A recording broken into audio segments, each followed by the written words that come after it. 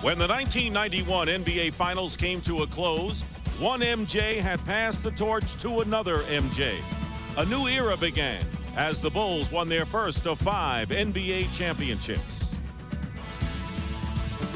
7 seasons later, there is a new kid on the block, Kobe Bryant. Some call him the heir apparent.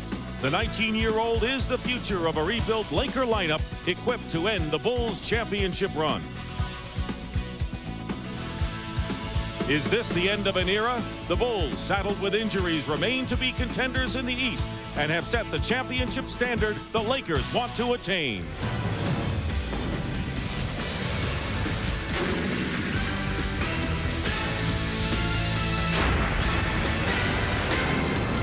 Welcome to Chicago, and there is a buzz at the United Center here that you only get for the very special games, and we've got one tonight as the Los Angeles Lakers take on the Chicago Bulls. The Lakers 1.5 game out of first place in the Pacific Division, and the defending world champions right now in the middle of the pack in the Central.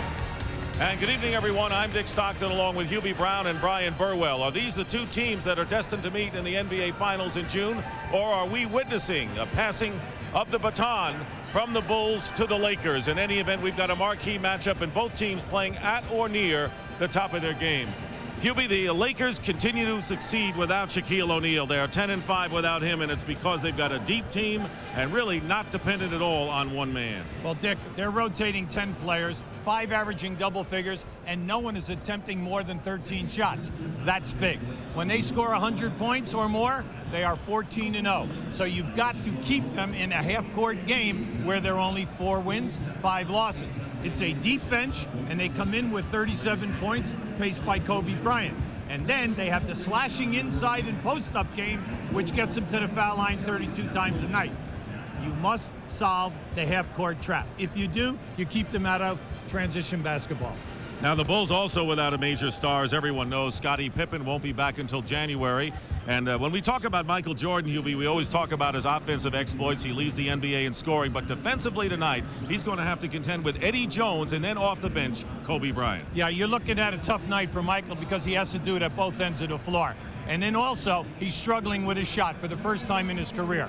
42% from the field, only 19% in threes, 76 on the line, far below his averages. This team, by the way, only one player shooting over 45%, and that's Tony Kukoc. So how are they getting it done? Well, we're going to give it to you big time.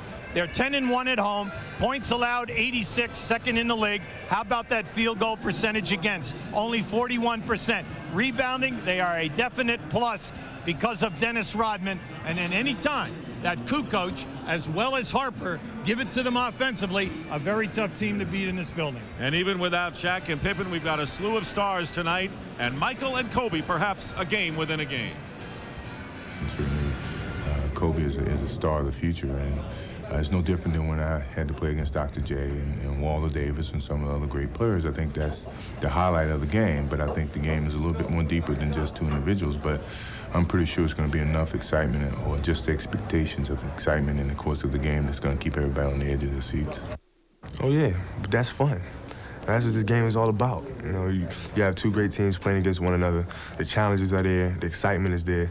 Now it's just time to go out there and play and let it all hang out. Right now, we're off to the United Center. Holiday heavyweights, Lakers and Bulls. Eddie Jones leads a deep and talented roster into Chicago, where Michael Jordan has held down the fort, helping the Bulls win 10 of 11 at home. L.A., Chicago. Stockton, Brown, and Burwell set it up next. The NBA on TBS is brought to you by Bud Light. If you want great taste that won't fill you up and never let you down, make it a Bud Light. By Jeep, makers of the Jeep Grand Cherokee, Cherokee, and Wrangler. By Fila, featuring the new GH4s. Change the game. And by AutoZone, the best parts in auto parts. Here at the United Center, the Chicago Bulls with their 500th consecutive sellout on Monday in their win over the Phoenix Suns. As what has become tradition here, the Bulls players being introduced with the spotlights and the lasers in the darkness. 14-9 on the year for the Chicago Bulls. Not what they are used to. But there is a long way to go, and they're starting to get their game together. Meanwhile, the Lakers at 18-5, who have won 3 in a row after losing 3 games. Nick Van Exel and Eddie Jones at guard. Rick Fox, Eldon Campbell at center in place of Shaquille O'Neal and Robert Horry, the other forward. The Bulls, who have won 2 in a row. They'll start Michael Jordan and Ron Harper at guard. Tony Kukoc. Harper and Kukoc have stepped up. Dennis Rodman, the rebounder, and Luke Longley, who missed the game on the Monday with a sprained ankle, back in the starting lineup. And right now, let's send it over to Brian Burwell. Thank you, Dick. And as you said, Shaquille is not here. He's back home recuperating from that abdominal strain. I talked with trainer Gary Vitti, and he said that Shaq is doing individual workouts in L.A. and that they're going to evaluate him over a 7-day period to determine when he does come back. Now, nobody is officially saying anything, but I have been told that he will make his return December 26th at home against the Clippers, which is a pretty nice Christmas gift for all those Laker fans. Back to you, Dick. All right, Brian, thank you very much. Del Harris, very steady man and an exciting basketball club. He kind of enjoys what this Laker team has done. They're one of the more colorful teams in the league, and Phil Jackson trying to eke out another world championship, Hubie, with this team, but they seem to have more adversity every year. Well, the biggest problem has been their shooting as a team. Also, Michael Jordan under 50%, and then you have the lack of winning on the road. They're only 4-8 away from home. This is something in their 5 championship seasons where they either had the best or the second best road record in the league. We have a problem with the game clock, thus the delay before we get underway. And of course, the Bulls sorely miss Scottie Pippen, who was expected back in January after going surgery on his left foot. And all the rumors of a trade and Pippen's dissatisfaction and the possibility that they could still work things out. But Scottie Pippen, an unhappy injured player right now with the Bulls. Well, on 4 occasions he has said that I'm never going to play here again. Now, February 19th is the trade deadline. So management has to make a decision. Do they re-sign him for the future, keep him happy for the rest of the season and in the future, or do they trade him, all right, and then get something back in return? Now, it's interesting the names that we hear. We hear Eddie Jones, Gugliotta, Austin, Stackhouse, Smith. We hear some interesting people. Now, can they pull something like this off? Well, it all has to stay within the salary cap. And speaking of Eddie Jones, who is starring for the Lakers these days, this is a big game for both teams. Even though it's one of 2 regular season games and we're in the middle of December, they remember the results of these games. And Eddie Jones talked about playing the world champion Chicago Bulls. Well, we just have to take it as another game, a game where, you know, they're world champions and we want to be world champions. And I just think we just got to go out and play extremely hard and just come away with a victory. You know, it's interesting how these players downplay the significance of this game. But, Hubie, you know that when they win the game, whichever side wins, they'll say this was a statement game. Oh, absolutely. I agree 100%. And when you think, Dick, that the Lakers are averaging 107 points a game and have the best differential, number 1, 10 points a game differential without Shaquille O'Neal, that is unbelievable. When he joins this team, if they ever hit a good stride in the second half of the season and then carried into the playoffs, they are definitely going to be difficult to handle. And there you see where they are ranked first in points, field goals, and point differential, which is really one of the important measuring sticks of teams in the NBA. The reason why we have the delay, once again, we're having a problem with the game clock, and while we work to get that fixed up at the scorers table, we're going to send it to our Atlanta studios and an update of the scores of games being played right now. So right now, let's send it to Atlanta. All right, thank you very much, Dick Stockton. Again, a clock problem there in Chicago, so the anticipation of this game between the Lakers and Bulls are going to make you wait just a little bit longer, but it's going to be worth it. Mark our words. In the meantime, let's give you a quick rip through these scores on this Wednesday night. Much of the action being played early. Detroit at New Jersey, you see there in the second quarter, in a 3-point lead by the Pistons. Minnesota struggling, losers of 10 of 13. They're on the road at the 76ers, but with the upper hand in the second quarter of play. Miami Heat, Alonzo Mourning back in uniform for the Heat, did not start, did play, 8 points at the half and 3 fouls, but a game decidedly Washington right now at the break. Milwaukee and Charlotte, the Bucks have lost 3 in a row. Charlotte's won 4 straight, 6-point lead, under 8 minutes to play in the second quarter. Cavs, Atlanta, big Central Division matchup going on at the Georgia Dome, all tied up at 33s now for Cleveland and Atlanta. Boston and Toronto. The Raptors a dismal 2-21 for the season. Boston getting things done in the third quarter, just underway at Sky Dome. And the Knicks and Pacers tonight, always a good matchup at the break. Indiana 43-40. The Knicks won 8 of the last 11 against the Pacers. But Cheryl, back to Alonzo Mourning again, back in the lineup. Late September surgery for him for that left knee. What did you see in that first half so far to let you know that maybe Zoe's okay, he's going to be all right? Well, Vince, having gone through knee surgery myself, the one question you're always wondering about is, will the knee be stable? And we saw him with a quick baseline jumper, him slashing to the middle, and we wanted to see, first of all, would he be favoring the knee? That was not the case. And the one thing that I was really curious about is to see if he was going to come back with the same intensity and the same aggressiveness that he had before the surgery. But there's no substitute for getting out there and banging with the guys. No, you just need your first knock in order to get that knee stable. Then you're okay. All right, we're going to go to break and then bring you back to the United Center. Lakers and Bulls getting ready to go. We'll see you in just a moment.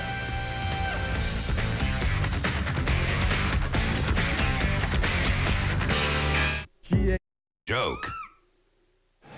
And welcome back to the United Center. Still not underway because of the problem with the game clock. The Lakers and Bulls getting set to go, and with all the great buildup, this drama has come to a screeching halt before we get underway. But you know, once we get underway, it should be pretty interesting. And let's see if we can get a report now from Brian Burwell on the problem. Brian? Well, Dick, they say that the game clock is fine. It's the 24-second clock that's out of order, and that what they're going to try to do is go with it and use stopwatches, handheld stopwatches, for the 24-second clock, and I assume they'll just have to shout out to the referees when it's down under 10 seconds so the players will know. And that's what we have right now. They're still trying to figure this thing out. They've got about 2 or 3 workmen going back and forth trying to figure out what's wrong with the 24-second clock. So that's all I know for right now. Back to you. Well, Brian, they ought to give you one of those watches, one of those stopwatches to time the 24-second clock. But more important, Hubie, as we look at the players putting their jerseys back on, some of them are shooting. You get revved up, you go through the warm-ups, the same routine, and now the stop. What does it all mean for them? Well, you know, it depends upon the guy. Each guy is affected differently. The main thing is once they get going up and down the floor, they'll break the second sweat. Everything will be fine. And as far as the handheld stopwatch, what they'll do is they usually announce it with either 10 seconds or 5 seconds. They'll talk to both coaches, then they'll count down. Now, I'm kind of surprised that they have not come out with, in the old days, where you had the 24-second clocks on the floor on the corners in the baseline. I'm surprised that they have not come out with those, the portable ones. They're going to use the horn that you just heard to signal the end of the 24-second clock. But it looks like we're set to go now as players huddle around Phil Jackson. Exactly 1 year ago, these teams played a dandy. The Bulls rallied down by 22 and won in overtime. At the end of the fourth, it was all Tony Kukoc hitting a 3 with 45 seconds left to tie it at 114 all, and hitting 2 free throws with 4 seconds remaining to tie it at 116 that sent the game to overtime. It was a 22-point lead in favor of the Lakers. Here is Tony Kukoc with the big 3, and the final score in overtime, the Lakers 123 losing to the Bulls 129 to 123. Tony Kukoc had 31 points, Michael Jordan 30, and Scottie Pippen had 35. Hubie, would you settle for a similar game tonight? I think America would handle that one. I'd settle for the start of the game. That's right. If you're a Chicago Bull fan, the only time that the ball club has really played well this year is when Michael shoots his 50%, and then Kukoc and Harper both come in with over 15 points. And Dennis Rodman has a big night rebounding somewhere between 15 and 20. And in that way, it takes the pressure off the bench to come in with big numbers. Because when you move Kukoc into that starting lineup, their bench production falls off. Plus, they've had Steve Kerr and Bill Wennington both miss 10 games in this early 22 games already for the season. So this has been a major loss for this ball club. Keep in mind, the Bulls, who don't normally have more than 3 players score in double figures, had 5 players in double figures Monday when they defeated the Phoenix Suns 111-104, which matched their highest point total of the year.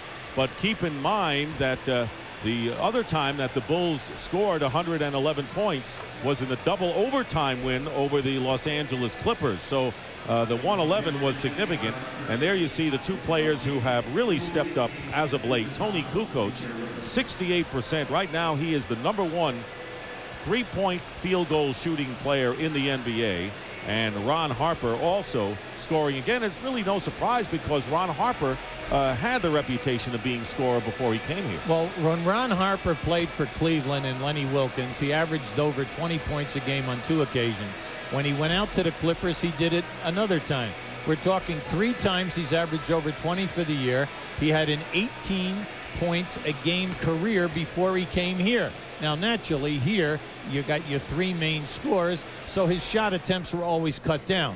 But now, without Pippen in that lineup, he has got to step up, Dick, and it isn't like he has not done it before. We have had a 15-minute delay, and if they don't get started soon, I'm going to read the 1 lost record of every team in the NBA plus their percentages in game behind, and nobody wants to hear all that. Yeah, you're Let's go to right. Brian Burwell with another update.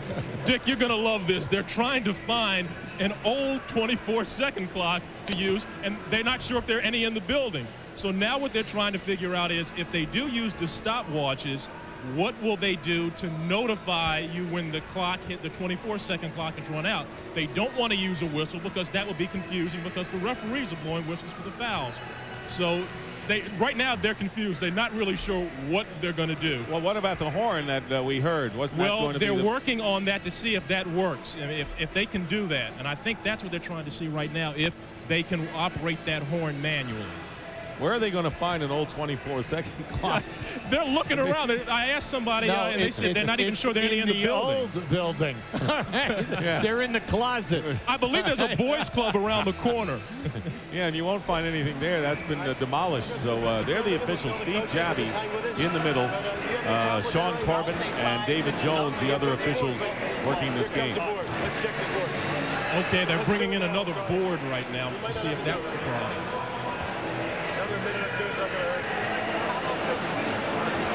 But they're unplugging that. They're unplugging the one board, and they're going to get another one in there. And the third, I understand this is now the 3rd board. You just put that top on, right, and everything is okay.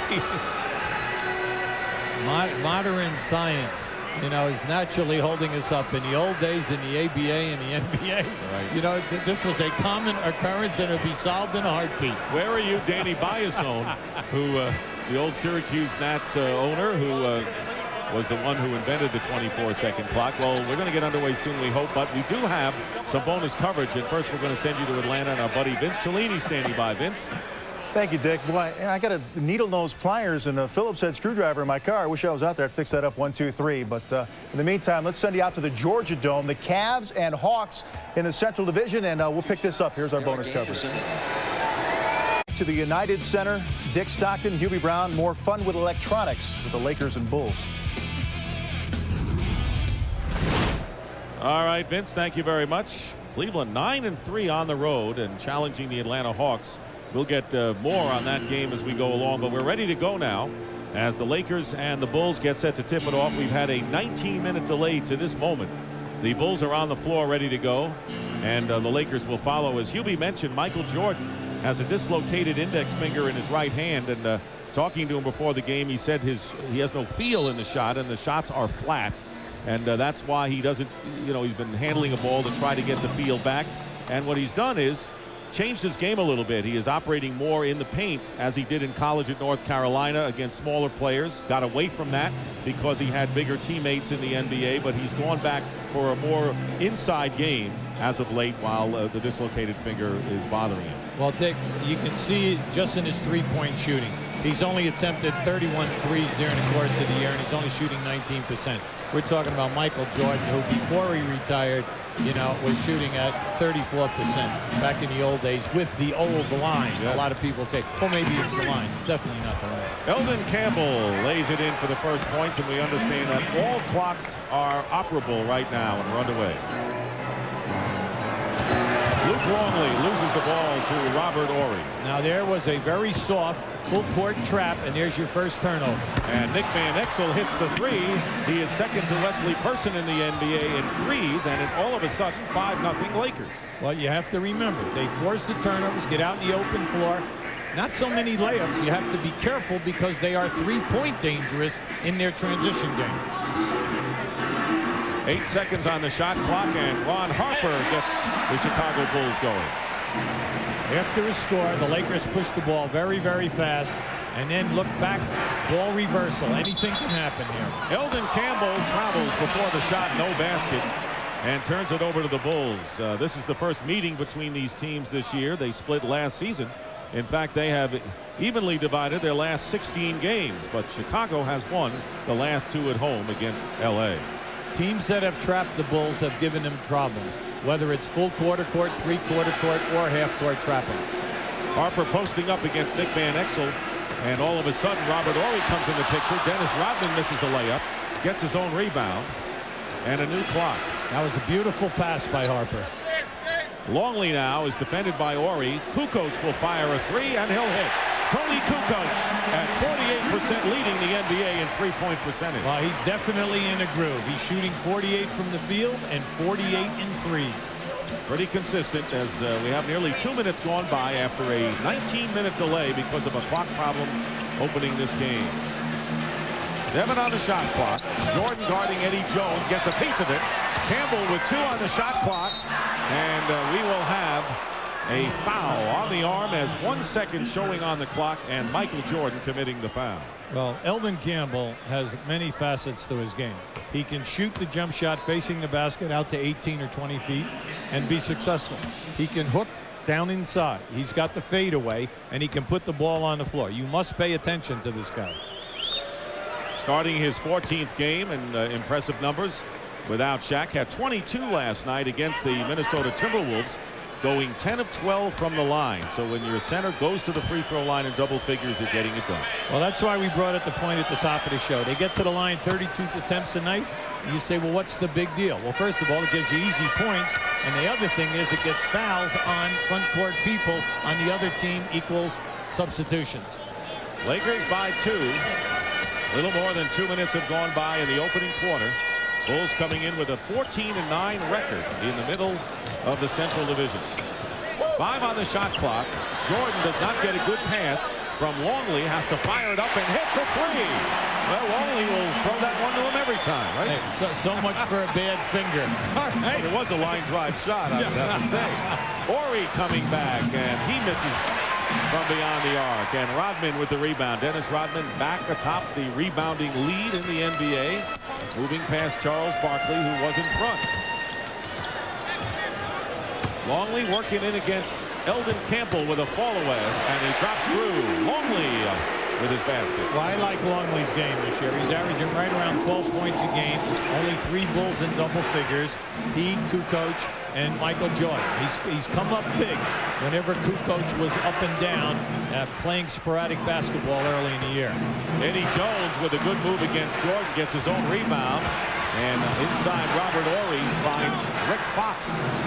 Fox has been an offensive demon as of late, but he misses from outside, and a flurry of perimeter shots in the early minutes. Well, the Lakers attempt 19 threes a game, so you know they're going to take them any time that you blink. Michael Jordan with a fall away, and a loose ball comes out to Ron Harper. 2.5 minutes have gone by. 3.5 actually, and a blocking foul called against Eddie Jones. Anytime you play the Lakers, if you can solve their half-court trapping, that stops them from getting out on the break. If you shoot and miss and crash the offensive board and keep the ball alive, you keep them out of fast break basketball. Oh, nice play. Screen and roll. Luke Longley misses the layup. He was wide open underneath on a perfect pass from Jordan. Luke's got to send that down with a dunk. That was very soft. Van Exel runs Harper into a screen, and a wild shot by Van Exel misses. Longley with the rebound, and here's Harper. Lakers are back defensively. Kukoc and Jordan with a fake. Yeah. Michael Jordan went around Robert Horry as if he were invisible. That was a beautiful move by Tony Kukoc because he could have forced the shot, finding Michael on that baseline. Off a screen, Rick Fox coming off a 30-point game in the last couple that the Lakers have played, and it looks like he's looking for 30 in the first quarter as he takes the shot over, and the top turns it over to the Bulls. So the Lakers struggling early on, only 2 of 10 from the field. Now just keep an eye to the left of your screen. You're going to see Kukoc take the double team and drop it down inside. Beautiful ball fake by Michael. 5 for Michael Jordan, and the Bulls lead 12-7. Kukoc from the corner. Eldon Campbell with a rebound. This Laker team will get it up in a hurry. Leading offensive team in the NBA. Eddie Jones from 3, but he has Kukoc in his face. Ill-advised three-point attempt. Well, that's their game, and they're going to live by it. Van Exel and Jones both attempt 5 threes a game. So, you know, anytime you come down and you lay off, it's up.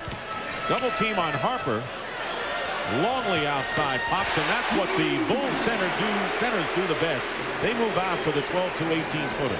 Well, you have to pay attention here now if you're the Lakers and say, listen, our outside game, I like this timeout by Del Harris. Our outside game is struggling. We're 2 for 11 in our last 11 shots. We're not getting any second shot attempts. It's all Bulls.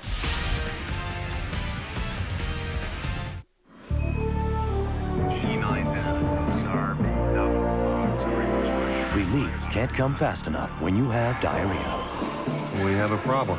We have a delay. We're gonna miss our window. Our guy needs Imodium AD. You need something faster. Faster? Faster. Introducing Imodium Advanced with a new formula that adds a second medicine for more complete relief that's even faster than Imodium AD. Nothing works like new Imodium Advanced. Faster relief you can count on. The year is 2013. The United States doesn't exist! No law. You are nothing but a drifter who found a bag of mail. No future. One man delivers a message. I challenge the leadership of the Klan! Inspires a nation and begins a revolution. You want a war? From the Academy Award-winning director of Dances with Wolves, Kevin Costner, The Postman. Rated R. Starts Thursday, December 25th. Hey, who's that? Oh, she's here to meet with the big guys. On a weekend? Mm-hmm. Canceled her 2 times. Wow.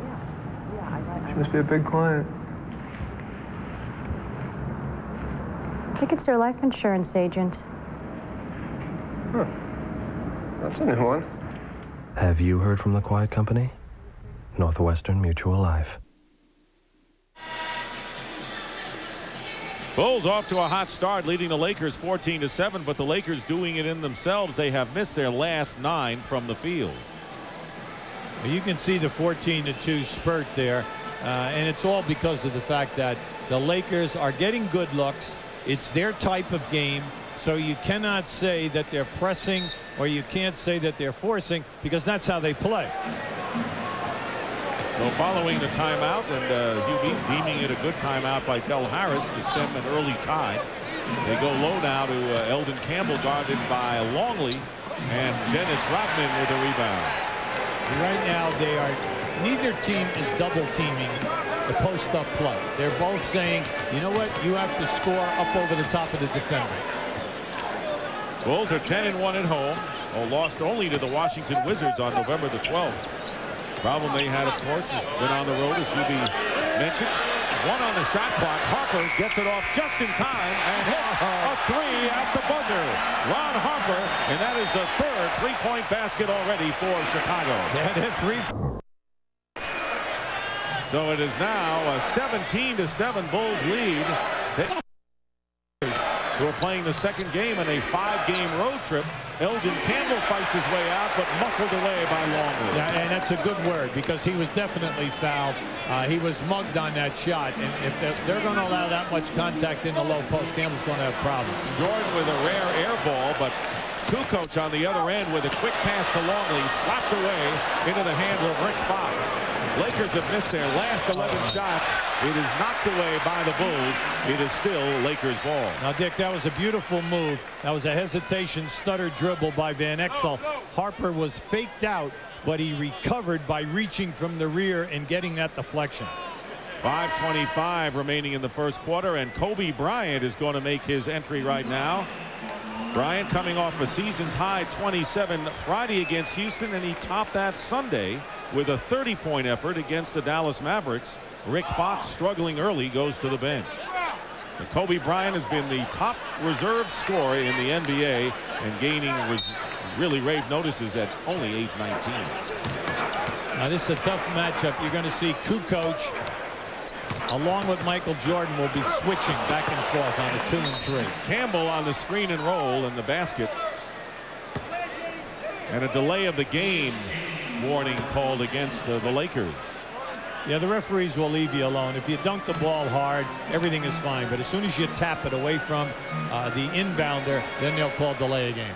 21% shooting by the Lakers, who had missed 11 in a row before that slam by Eldon Campbell. Great move by Jordan, and he scores. That was a classic Michael Jordan move going around. He's got 7. That was priceless. Absolutely priceless, because he was triple teamed. Here is the screen and roll, and it rolls off. Speaking of roll by Eldon Campbell, he's slow getting back. The Bulls showing a lot more energy than the younger, swifter Lakers in the early going. 19-9, Chicago. Jordan, great move inside, and Michael Jordan teaching Eddie Jones a few things out there. Now, Eddie Jones is an excellent defender, but you saw Michael gave him the entire repertoire. The head fake, the ball fake, and a step through. Van Exel with a pretty nifty move himself, tipped up and off by Robert Horry. And I think with Kobe Bryant in town, I think Michael Jordan had enough of an incentive. Forget about Lakers Bulls. Kukoc, or I should say Longley, from the corner wide open, and the Bulls out big 23-9. And finally, Nick Van Exel with a lay-in. You can see right now, the Lakers, as much as they're struggling, anytime Chicago scores, they're pushing the ball quickly, and they are getting a shot off within 3 to 4 seconds. And Jordan is fouled by Eddie Jones. Lakers very impressive at getting it up after made baskets, but what a show early by Michael Jordan. Now you're going to see here, Michael got double teamed right there, and he comes back and he puts it up with his left hand.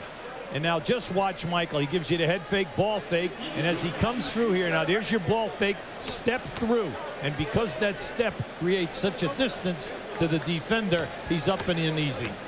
Jordan leading the NBA in scoring at over 26 points a game. Eddie Jones picking up his second personal foul. Substitutions coming in. Corey Blunt, a former Chicago Bull who played 3 years with the Bulls and has done the job off the glass for the Lakers, has come in. Rick Fox re-enters the game, and Kobe Bryant in there now, along with Eldon Campbell and Nick Van Exel. Jordan with the free throws has 11, and the Bulls lead by 14. Main thing for the Lakers right now, just keep sticking with your main offense. Work through the inside game first, and then everything else will come a lot easier. Campbell, and again, Longley doing a good job bodying Eldon Campbell, and a technical foul has been called against Del Harris, maybe by design. Yeah, no, not by design. He's hot. He's really hot, and I agree with him 100%, because Campbell was just mugged again. Now, in his last 3 offensive moves, he's been fouled on all 3, and there's no way that you can work your offense when you work through your pivot people if they're going to allow all that contact to happen. Campbell, in each attempt, has gone to the referee on the baseline and said, I've been fouled. Where is the call? Now you're going to see as they drop it in down here, Luke Longley, as he goes to the baseline, is going to get him. Drop step right. See, there it is there. He didn't get fouled. He got hammered. And Kukoc has it knocked away, and it is still Chicago ball. So certainly not by design did Dell get that technical. Well, I tell you, Dick, I think that's the most overrated thing. Guys say, hey, I took that one because I wanted to change the momentum of the team. Most guys, when they get a technical foul call on them, are shocked. Here's Kukoc, and Rodman does not give him a good pass going to the basket, so a turnover by the Bulls, who lead 25-11. The Bulls have yet to make a substitution in this game. The Lakers have made several with 3:20 remaining in the first. See, right now, since Campbell can't get a call, you've got to go to other stuff. Your continuity, your down screens, your double screens, etc. And what about Van Exel? That's the second time he's been able to lay it in unmolested. Well, see, Longley does not want to leave Campbell because he left Campbell twice, 2 dunks. Under 3 minutes remaining in the first quarter. Kukoc gets it into Jordan. Jordan already with 11 with a turnaround, and that time Kobe Bryant did a good job on him, and a loose ball foul is the call against Dennis Rodman. For Rodman, his first. Now Dennis is working very hard here this evening, and you have him averaging 5 offensive rebounds a game for the season, and you know Dennis is one of the best. Now this is just a great move by Van Exel. See, Longley fakes, but once you make that commitment, you've got to go. Make him pass and then rotate back.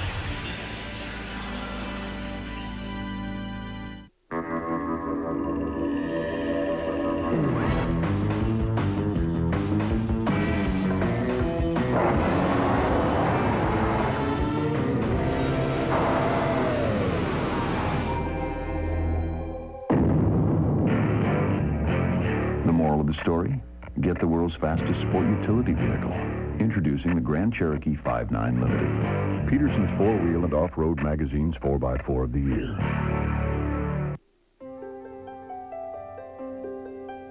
Sony Trinitron.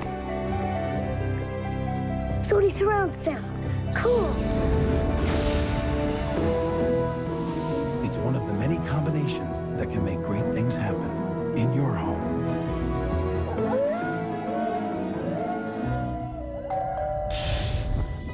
Next? Any way you put it together, it's maximum television. Only from Sony. May I take your order, please? Spicy chicken sandwich. Wendy's spicy chicken is made with Dave's own blend of pepper and spices. It has a spicy hit that'll warm you up. Yes? Whatever the weather. I'll have what he's having. Get ready to get creative. Get into a Rebel G. Go beyond snapshots. Experience the ultimate rush. Cool. Rebel G and only EOS lenses from Canon. Bulls by 12, and want to remind you, coming up on Turner Sports Friday night on TNT, Allen Iverson and the Sixers host Tim Hardaway and the Miami Heat, 8 o'clock on TNT. Then the Celtics host the Charlotte Hornets next Tuesday on TNT, and Friday, a week from Friday, the Miami Heat go against the Detroit Pistons, also 8 o'clock on TNT. Pretty big schedule coming up. We'd like to show you a screen and roll with Van Exel with the ball and a screen by Campbell. Now watch as he comes off the screen. You'll see Luke Longley step out. Beautiful pass, and then Campbell just takes it down strong. And as a matter of fact, he even got hit on that shot. That should have been a three-point play. So when you look at the Los Angeles Lakers coaching staff, they have a right to be upset right now. The refereeing has definitely been a little inconsistent. Derek Fisher has come in for Nick Van Exel as Rick Fox misses a spin in the lane. Van Exel, the only one who is shooting. 2 of them layups, 3 of 5. The rest of the Lakers are 2 of 16 from the field. They are ice cold and trail by 12. These Bulls still have not gone to the bench. Tony Kukoc with a baseline move and a 3-on-2 break for the Lakers. Kobe Bryant against Michael Jordan. And the rebound is taken away by Corey Blunt. And Rick Fox misses, and the Lakers not only missing from outside, they are not able to connect from under the basket. Rick Fox 0 for 5 as Luke Longley commits the personal foul. Now this is just a high percentage shot. He just leaves it short. And now you're going to see the banging in here. Great steal by Blunt, took it away, but he misses the follow-up. As Fox goes up, he muscles it up there, but he leaves it short. Kobe Bryant shooting and hitting with Michael Jordan in his face. So Bryant getting his first points of the game. Remember, he only plays 26 minutes. He gets off 13 shots. He's shooting 42%, but he's definitely a highlight film. And we saw 3 of those highlights a week ago against the Golden State Warriors, and Kobe Bryant at 19 goes for the fake and fouls Michael Jordan. Now keep this right here. This is a beautiful screen. See, he leveled Michael off right there. Michael did not get his hand up. And if you don't get your hand up, you're neutralizing your size. Now right here, you're going to see this is a good ball fake by Michael. Gets him up in the air. Now take your time and hope that you can shoot through it. Jordan coming off a 31-point effort against the Phoenix Suns on Monday. As the Bulls starting to come alive, playing their best ball as of late. They beat the Toronto Raptors by 27. Their widest margin of victory in their previous game. So they feel they're getting it together now. Jordan with 13 points and a 12-point Bulls lead. Well, Dick, any time that you take care of the defensive boards and you hold people down in shooting to go, there it is. Couldn't hold him down. That's Kobe Bryant.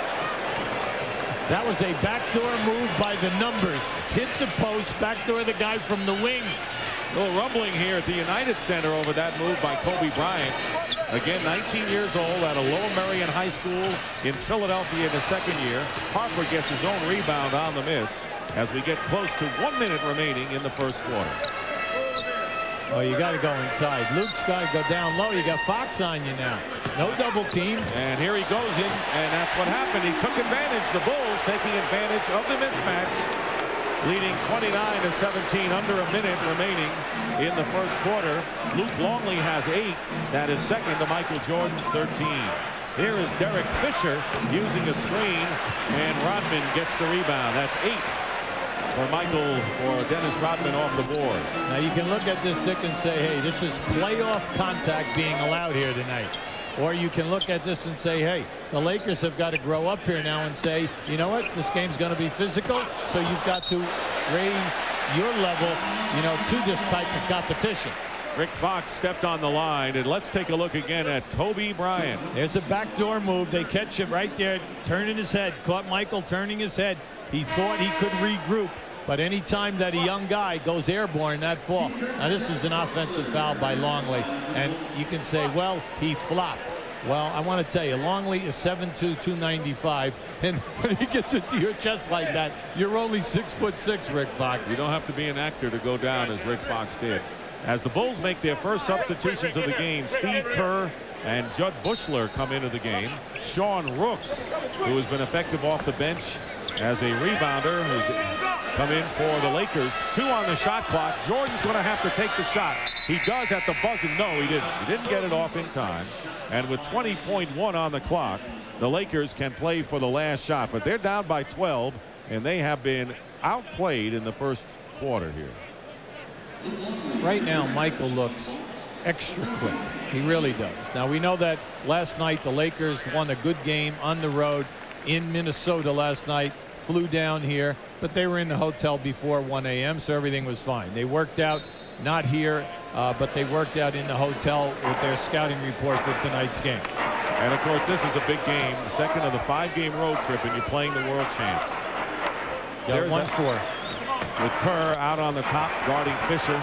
7 on the shot clock. You see the clock. Fisher penetrating inside. Derek Fisher with the basket and the foul. Derek Fisher, the backup point guard, delivers in his second year from Arkansas Little Rock. Well, they love him. The coaching staff loves this guy. This guy's a tough dude. He was a player of the year in his conference at Little Rock. And I'll just watch the hit. There's the first hit. There's the second hit.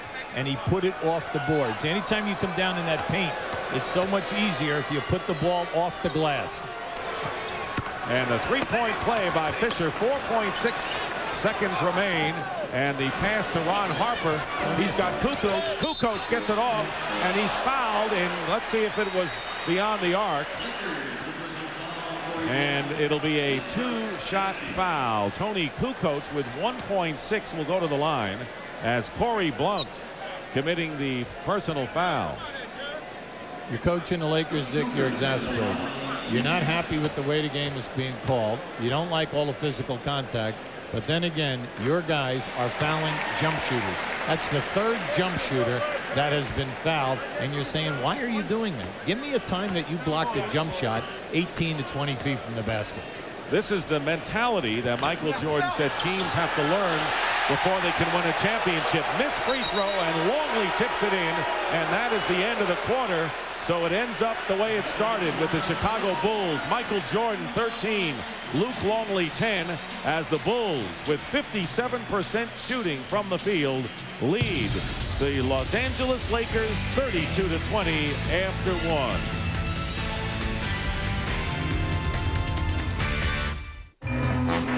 Tomorrow night on this superstation, it's what you love about Bond.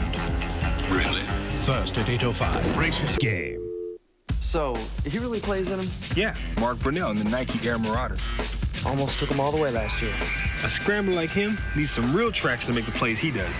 Kerry Collins has the same shoes too, right? You bet. He took him right past San Fran and through cowboy country.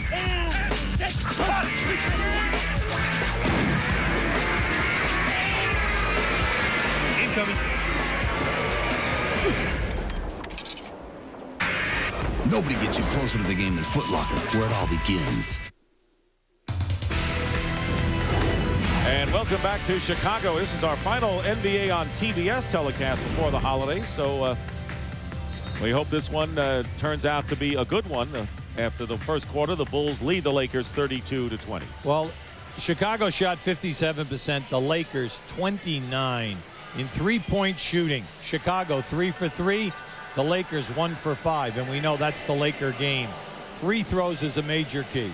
The Lakers have only attempted 3, Chicago 7. And then the battle of the boards being won in the early going by Chicago with a +6. It's all right there. Michael Jordan starts the second quarter on the bench. Randy Brown, who suffered a sprained right ankle, a scare at the end of the game the other night against Phoenix, is in. Now here comes your half-court trap. This is the first time that they've been in the half-court trap tonight. Main thing is to run time, get them out of their half-court set. Brown off the glass, tip by Harper. Loose ball, Kukoc to Harper inside. And an acrobatic move by Ron Harper, who has 7 points to start the second quarter. Anytime you half-court trap, your guys are rotating. When the shot goes up, everybody must rebound. Sean Rooks playing center, and he's been good. He's a third stringer, plays maybe better than a lot of backups in the NBA at center. Kobe Bryant hitting a 3 from outside. He's got 7 points and already a spectacular inside move. Well, that's part of his game, Dick. He attempts 3. He hit that one. He's now 22 for 62. He's shooting about 35%. Tony Kukoc driving in. And the rebound by Kobe Bryant. Lakers with Kobe Bryant and Derek Fisher, along with Eddie Jones, Robert Horry, and Sean Rooks. The ball out of bounds. Last touch by the Lakers.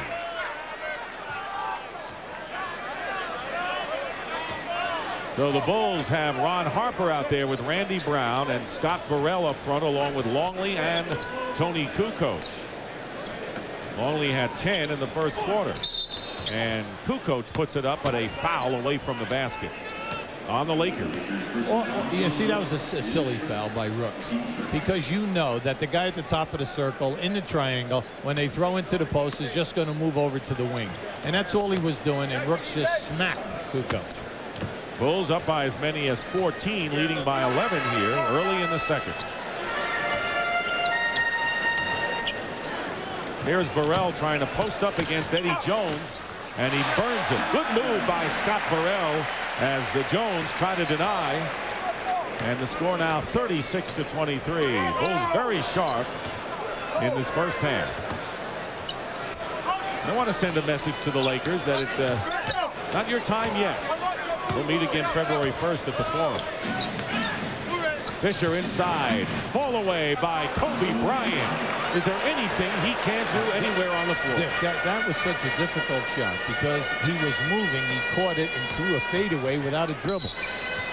Ron Harper is fouled, and they're going to call it on Eddie Jones. That may be his third. And instead they say it's Kobe Bryant, his second.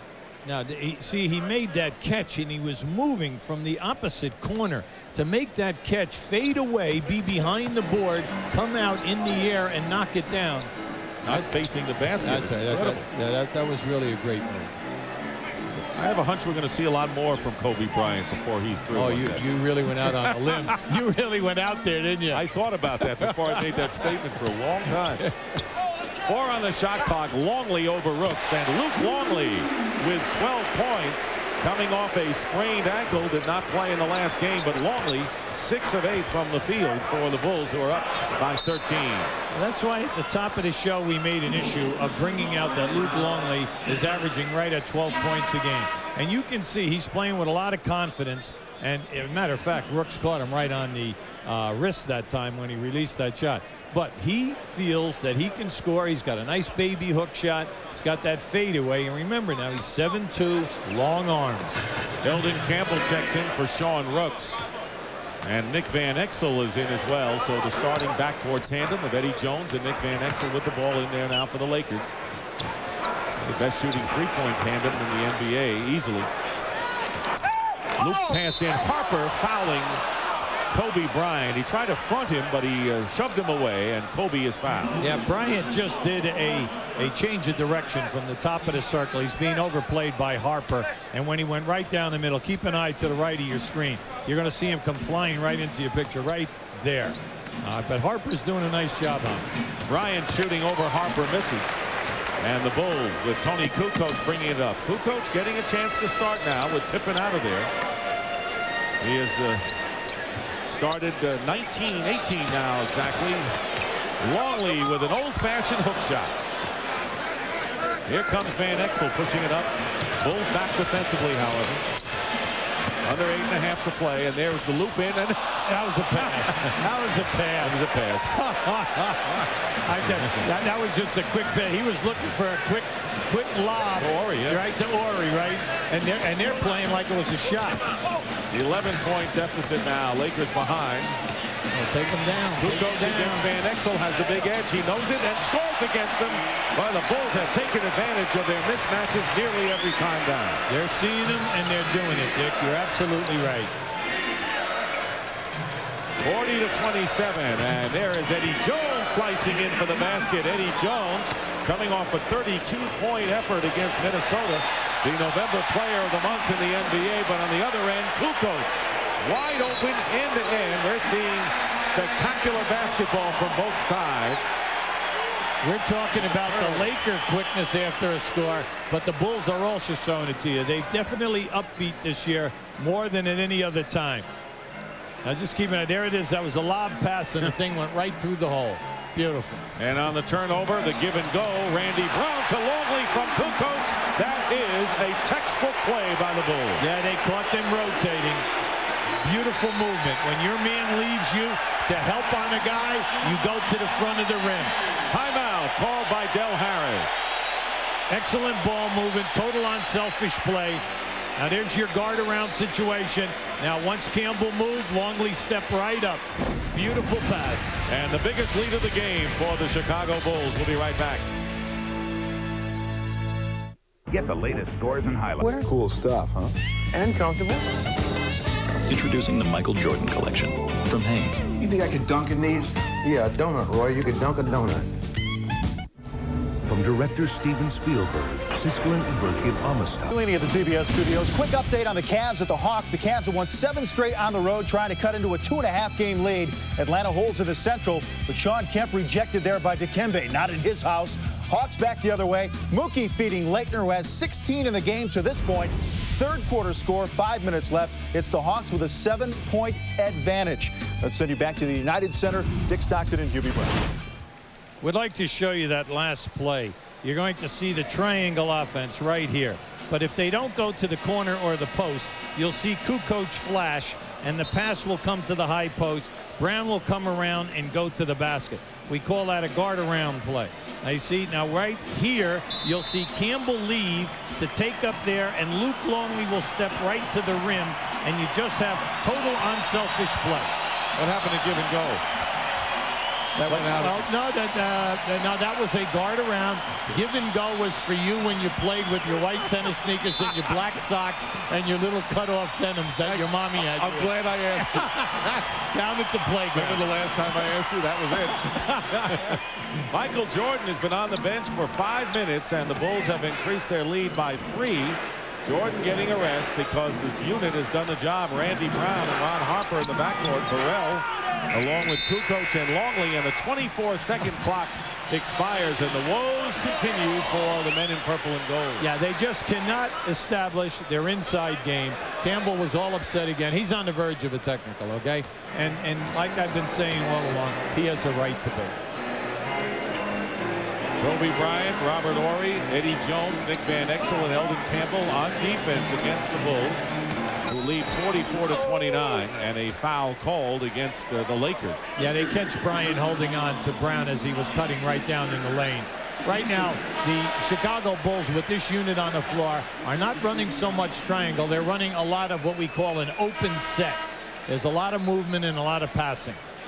Kobe Bryant goes out with 3 personal fouls, and as he does, Michael Jordan comes back in. Rick Fox had replaced Kobe Bryant, who scored 9 points while he was in there. Good ball movement by the Bulls, and it's reflected in 13 assists so far in this game, with Kukoc getting 5 and Randy Brown 3 off the bench. He stays in there with Jordan. Here is Burrell firing over Rick Fox. Kukoc, Longley gets the loose ball. And there is Tony from 3. And Fox going after it, and this time the foul was called against the Bulls with 6:26 remaining in the first half. That'll be the second on Luke Longley. Yeah, it's about time. He was up over the top of the back there.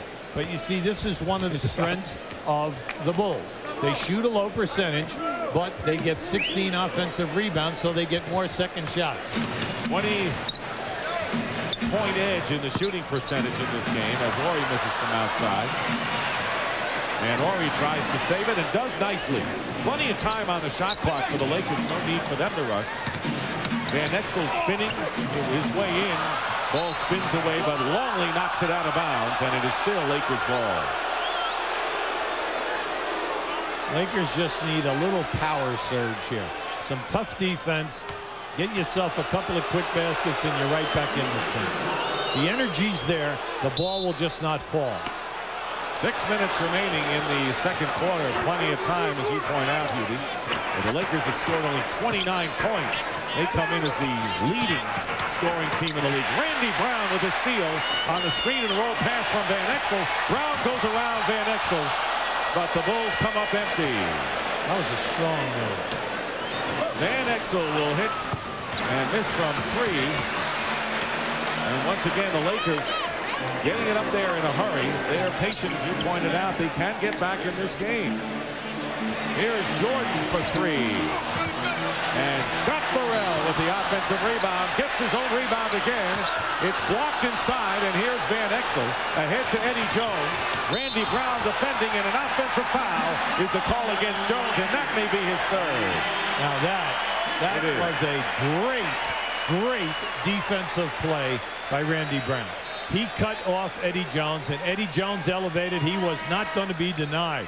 Now just keep an eye on this. Now watch Randy come. See, right, he's coming right into your screen. Now he takes that one, and if you notice, he protected himself by bringing his both arms up, so that when Jones caught him, he came right into those 2 forearms. So Eddie Jones has to go out of the game with 3, and John Barry, who is used sparingly by the Lakers, but a good extra guard to have on your team. Former Atlanta Hawk checks in. Well, they like him because he comes in shooting and he can score. Kukoc slapped away by Horry. Randy Brown playing inspired defense since he has come in the second quarter. And offensively, he's coming off a season's high of 14 points in Monday's victory against Phoenix. Well, the Bulls bench coming alive.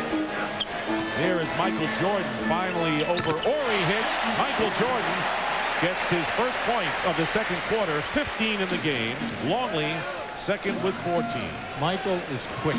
Everything about him is quick. He's primed, no question about it, as he is definitely inspired by facing the Lakers.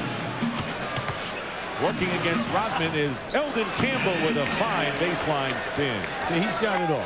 He really does. He's got a nice hook. He's got a nice fadeaway jump shot. But then he has the up and under, plus the power drop step move. Rodman playing the center position right now for the Bulls. Relatively smaller team out on the court.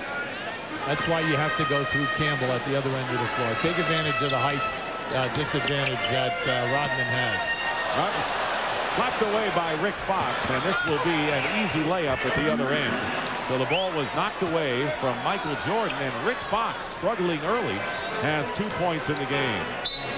13-point lead, It was 17, and Phil Jackson and the Bulls call a timeout with 3:57 remaining in the first half, a 13-point Bull lead. Now there's a nice strip by Fox and getting the ball out. Now we're saying here this evening, the Lakers cannot get anything going in their half-court game. They're struggling in their three-point shooting, but the opportunities are there. You know the game. Now get inside it. Log on to NBA.com and reach every team and every player. Explore NBA news and notes. Visit the NBA store. Or chat with NBA players and coaches. Enter NBA.com Arena and go courtside for live game audio broadcasts and on-screen play-by-play. It's all here. The online world of the NBA. Go to the net. NBA.com. Go farther.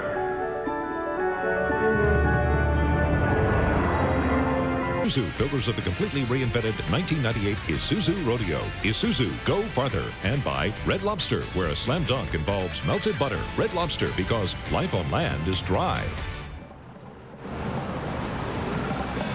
The Magnificent Mile during the Christmas season.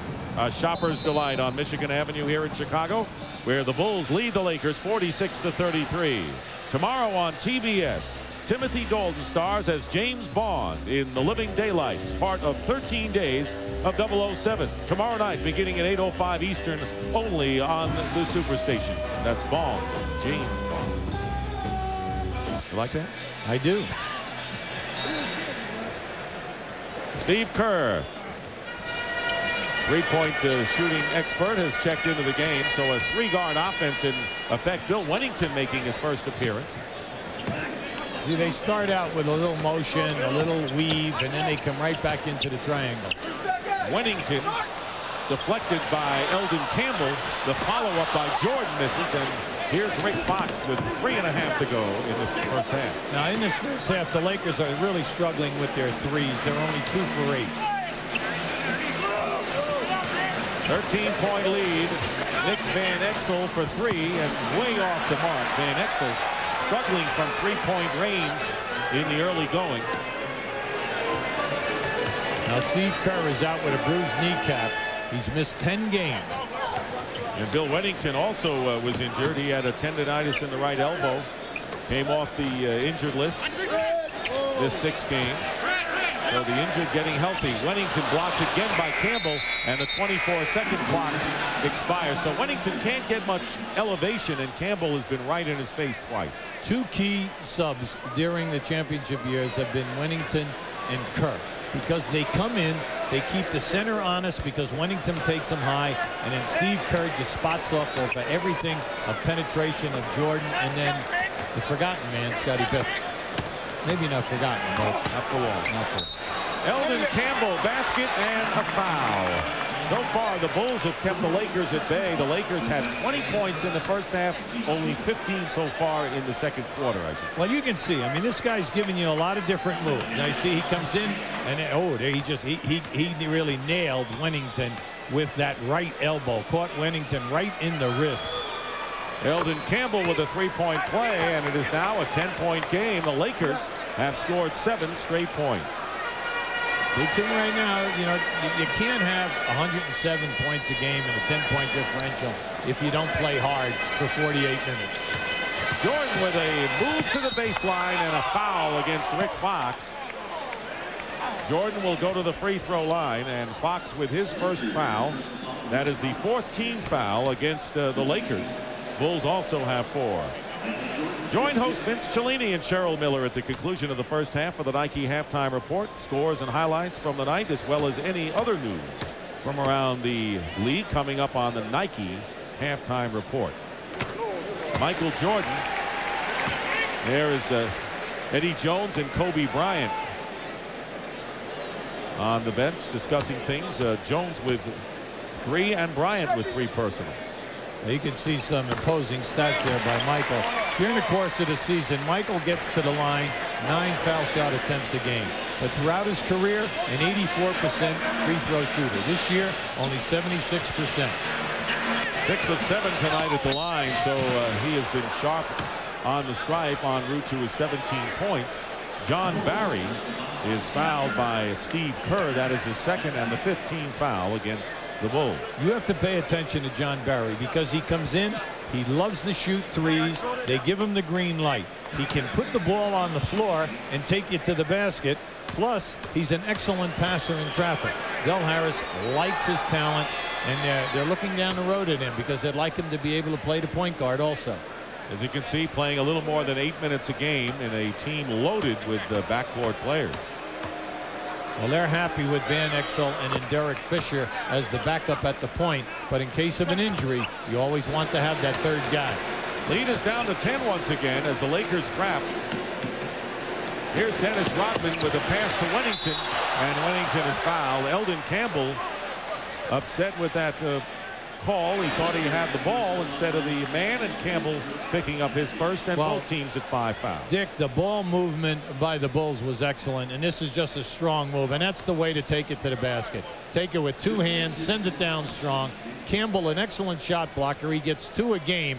Definitely hit him on that shot. What's interesting, Hubie, despite the 10-1 record here at home, Phil Jackson didn't think that the Bulls were playing that well, even though they were winning at home. So for the first time, he held a practice yesterday at the United Center. Normally they are out at Deerfield, but they were at the United Center practicing on this court yesterday. Dick, they're shooting 43% from the field. That's 23rd in the league.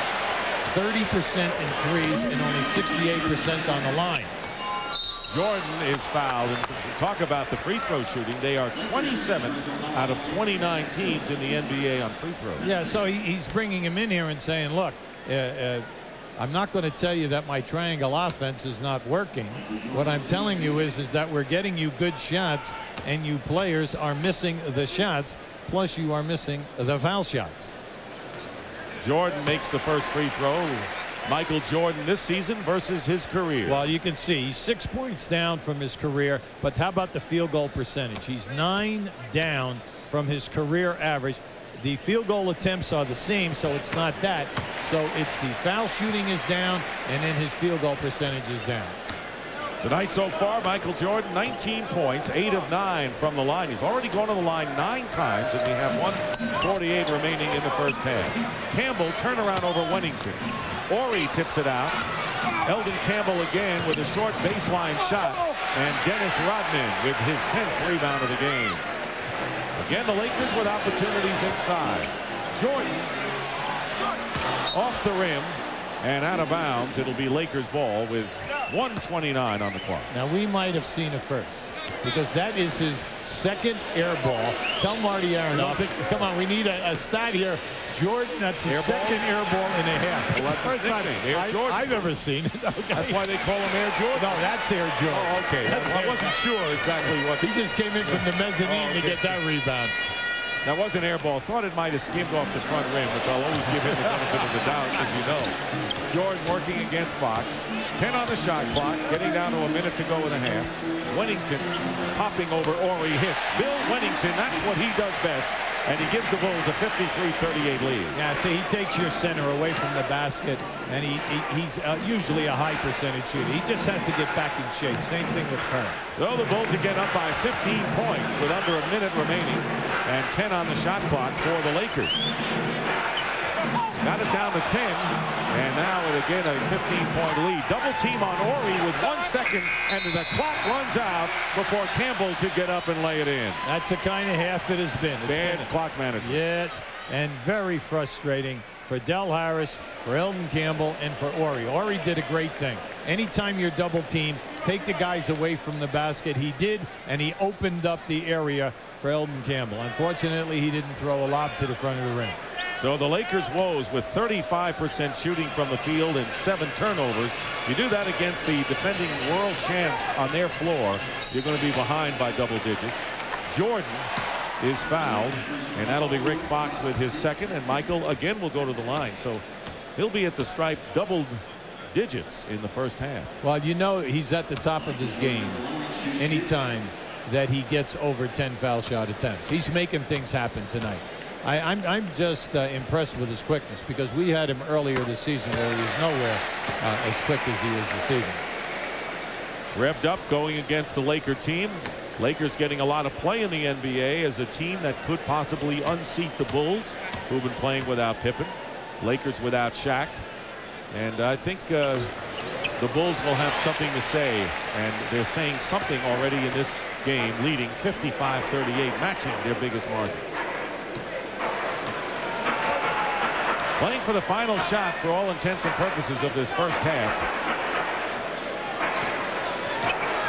Nick Van Exel guarded by Randy Brown. 5 on the clock. Kerr not giving Barry any kind of a look and fouls him, and that'll be 3 free throws coming up, and Kerr is upset with himself. Well, Barry, when he came up down from the middle of the lane, you know, they set that up. They set a screen for him. He came right up the middle of the lane. He was looking for the 3 right from the catch. And then as he went with the ball fake, he catches Kerr up. Kerr catches him with his hip to hip there. Third personal foul on Steve Kerr. The Lakers have been without Eddie Jones, their leading scorer, with Shaq out of action. He has 3, and Kobe Bryant, who scored 9 points in spectacular fashion off the bench, also with 3. Judd Bushler coming in for the final 4.5, and Bill Wennington leads. Right now what the Bulls are doing is they're going with all their 3-point guys, and then they'll have Rodman as the inbound, but they'll push quickly, and they're looking for you to get in a tough matchup. They got 4.5 seconds. There's plenty of time. Here's Michael Jordan. He's got the catch, and he's got Bushler for the layup underneath as the Lakers fall asleep defensively. 1.9 remaining. Rick Fox fires it up and misses as the Chicago Bulls hold the top scoring team in the NBA to only 41 points, as the Bulls starters, seeing a lot of action, have 50, with Michael Jordan leading the way with 21. Now just watch the 3 shirts go right for Michael and leave Bushler underneath wide open. And that is the end of the first half here at the United Center, where the Chicago Bulls all over the LA Lakers to the tune of 57-41. Inside Stuff, Saturdays on NBC. At PlayStation Athletic Department. So Michael Jordan with things in hand at the half. 21 points after 2 quarters for Michael, and a 16-point lead for the Chicago Bulls over the Lakers. We welcome you to the Nike Halftime Report, where all the highlights are handcrafted. That's our promise to you.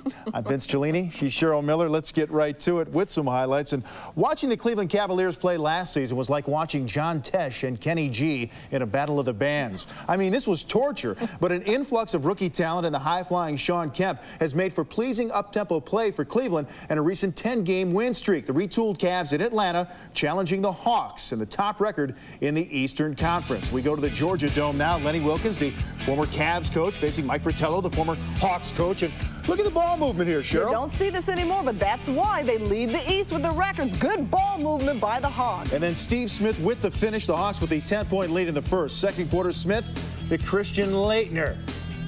And Laettner, ball on the floor and then to the basket, going in strong. Hawks had a 2-point lead at that point. Third quarter now, Shawn Kemp raising over Dikembe. Ooh, Shawn, a little bit of range there. Knocking that one down. The Cavs had a 2-point advantage at that point now, but we fast forward you to 5.5 minutes left, a little more than that, and now the Atlanta Hawks have pushed it out to a 12-point lead. Cleveland had won 7 straight on the road. Atlanta looking for their 4th straight win. Another solid game tonight. Heat at the Wizards, MCI Center. Zoe back in D.C. and back in uniform after the surgery on the left knee. Didn't waste time getting a shot. Knocks down that jumper over Terry Davis. Wizards, though, 21-8. Wizards just dominating this game. Weber, backdoor pass to a cutting Cal Chaney for the layup. 44-27 Wizards. And Rod Strickland with the strip of Timmy Hardaway and gets the easy lay-in. Hardaway was scoreless through 3 quarters of play. Believe that? Then Mourning and Davis get tangled up. Both picked up technicals there. Little frustration, but a little happiness for the Wizards. 88-74. That is the final. Strickland had 21 in the game. Mourning returns with 24, but not enough. And now the Wizards 6-0 in their new arena, the MCI Center. Milwaukee, Charlotte. Fourth quarter, 8.5 minutes left. Charlotte with a 3-point lead over the Bucks. The Hornets have won their last 4. The Bucks have lost 3 in a row. Detroit beaten in New York Tuesday night. Now at the Nets, and it's New Jersey 87-78 with 6:35 to go there. Grant Hill with 12. Keith Van Horn continues to impress. 19 so far in that game. The Wizards at home, perfect. A little flawed on the road. What's with that? It's really a Jekyll and Hyde team on and on the road. But I'll tell you one thing. When you had Ross Strickland scoring 21 points tonight, you have Jawan Howard, and then you have C. Webb playing well. When those 3 guys are on, and then you throw in Caliber Chain, who is much more relaxed offensively when he's at home, this team is truly hard to beat, which they're showing at the new MCI Arena. But a nice plus, I think, for the Heat to get Zoe back in there and playing well. It was nice, but not enough. Not quite. The Nike halftime report goes away. Then we return with Hoop in the Heartland. The Knicks go bird hunting. New York stepping up against Indiana. Somebody was going to win their 4th in a row. Patrick and company hoping that somebody wore the dark jerseys. What are you guys doing? What are you doing? Hey, you know the only time you guys yell box out is when you're out of donuts. You guys remind me of my shoe closet. I got 1 penny and a bunch of loafers.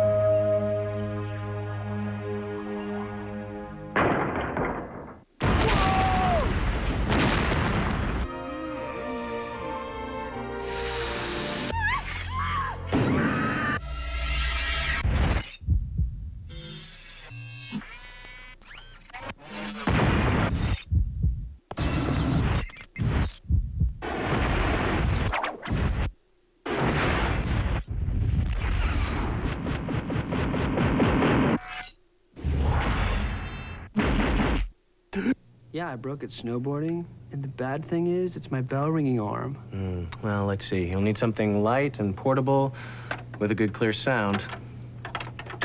This model should do the trick. Would you be interested in looking at a car stereo? You know, for the sleigh? You'll find hundreds of great gifts at Circuit City's holiday sale, all at guaranteed low prices. Like this Sanyo CD boombox, just $59.99. Now at Circuit City. And we welcome you back to the Nike halftime report. Tuesday night, the Knicks strong-armed the visiting Pistons using a combination of solid defense and a big dose of Patrick Ewing to win their 3rd in a row. The night after, New York at Indiana, facing a Pacer team also winners of 3 straight, trying to end the torment at the hands of the Knickerbockers. We go to Market Square Arena now. What turned out to be a very good game and a tight game. Fred Hoiberg beats the shot clock buzzer for 3, and then Patrick, working on Smits, turns on him and raises and knocks it down. 75-69 Pacers in the 4th. Patrick Ewing with a miss. Mark Jackson with a basketball. Take it, Cheryl. All the way down the court. Now watch this. Splits the defense. Go up. Can we see the shake? Oh, poor Jeff Van Gundy. Not real happy about that. That was Van Gundy's shake. Indiana 87-80. Ewing with 23, 11 rebounds. Smits 18 and 7. Pacers win their 4th straight. The Knicks have now lost 6 straight on the road. As we take a look at Indiana now, Cheryl, close to home, close to family for you. Talk about the Bird influence on this team. Well, you know, last season, this was an Indiana team that once the starters stepped on, they hoped that they could score enough points to cushion their lead so that when the second unit came in and it squandered it, that they would still have some points. That is not the case this season. Larry Bird has done an excellent job of really instilling a lot of confidence in the second unit. Guys like Travis Best, Jalen Rose, Fred Hoiberg has been shooting extremely well. Then you had Antonio Davis, and then Mark Pope, who's been non-existent, has played extremely well for this this Indiana team. Why has he been able to find a spot for Jalen Rose, a productive area for him? You know, Larry came in and he just basically analyzed Jalen's game. First of all, you have a big two guard who has point guard abilities. You have a guy that can shoot the three-point shot and now can post up. All he had to do was really work on his mid-range game. He's done that, and it's still a lot of confidence in Jalen Rose, and it's paid off in big dividends. Yeah, proof's in the pudding, no doubt about that. Back to the scores. The Timberwolves pounded at home by the Lakers a night ago. Losers of 10 of 13 at Philadelphia, and look at the Sixers, 85-77. Allen Iverson with 21 in this game. Our Brian Burwell is a PS to this game, saying the Pistons are hot after Jerry Stackhouse could pull the trigger on a trade. Maybe that'll happen soon. We'll keep you posted. Back to the lost world. Toronto, the Raptors seeking their first home win in 43 days. They're hosting Boston. Look at Boston move the basketball around. McCarty for three. Yes, knocks that one down, and that gave some cushion for the Green. Thank you, Knott. 87-83 now, 11 ticks left. Raptors looking to fall to 2-22. On night of the Grizzly, Vancouver at San Antonio, tied at 47 late in the first half. Abdur Rahim, you see his numbers, and Elliott for San Antonio. Later tonight, after the Lakers and the Bulls, it's Inside the NBA. I'll be here along with Cheryl for scores and highlights and league news, and a special feature on Laker point guard Nick Van Exel. He's been a pretty good guy. He's been almost Saint Nick this year. His story after the game. Lakers in Chicago at the break. 16-point lead for the Bulls. We'll be right back on the Nike Halftime Report in a moment. At True Value, we've got all the decorations and gifts you'll need to get your home ready for the holidays.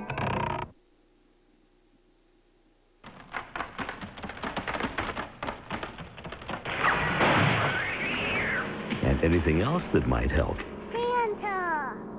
This 4-piece ratcheting gear wrench set makes a great gift at only $21.88. True Value. It's Christmas and help is just around the corner. If you're feeling a slight chill, break away for a warm holiday feast. The ultimate feast at Red Lobster.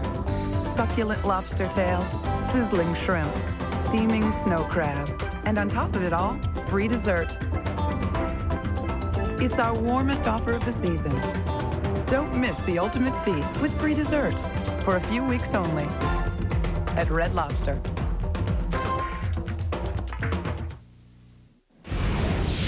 Quickie from Skydome, it is a final. Boston a winner over Toronto, 88-83. Antoine Walker, nice night again with 18. The kid, Tracy McGrady, stepped up with 17 for a career high, but not enough. A look ahead on the Turner schedule, Friday night on TNT, 8 p.m. Eastern, the Heat at Philadelphia. Hardaway versus Iverson. Somebody's going to get crossed over in that game. Next Tuesday, Charlotte Hornets at Boston, and Friday again, it's Miami on TNT. Hit the road to Detroit. All games followed by Inside. One way to keep up on news and stats from around the league, CNNSI.com, a website that knows no boundaries. Check it out, click on, and go crazy. From the United Center, the Bulls trying to work their way to 11-1 at home. At the break, Bulls have this one in hand. We'll see what happens in the second half in a moment.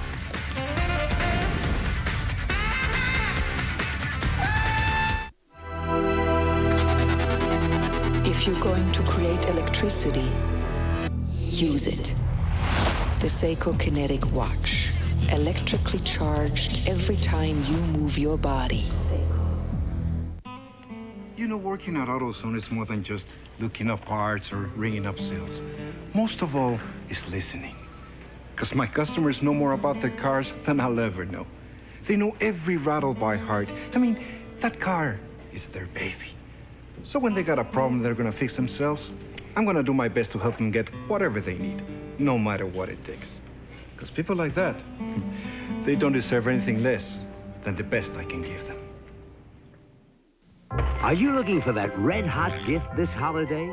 That gift that's hotter than hot. The one on everyone's list? Then come to Wendy's and get a spicy chicken sandwich. It's very hot. And while you're there, say hello to Dave. You there, lad. Is it still the holidays? Yeah. Where you been, pal? I'm not too late. I can still get presents. But where? Office Max. They've got loads of great gifts. Attachés, pens, software. Intelligent, lad. At guaranteed low prices, so you don't waste time shopping around. Delightful, lad. Hurry to Office Max and start my shopping. Couldn't we just charge it? Office Max. We go to the max for you. You got a 10,000-acre fire and it's breathing right down your throat. So let's go! Faster, faster! Just a routine day of training. Not quite that fast. For America's most elite firefighters, but for their leader. It was a prison break! Take me down. This time, the enemy is not nature. Kill him. Howie Long. Why don't we see if you still know how to fly it? Firestorm, rated R. January 9th, only in theaters. This program is authorized under broadcasting rights granted by the National Basketball Association. Any publication, reproduction, or other use of the pictures, descriptions, or accounts of this game without the express written consent of the National Basketball Association is prohibited.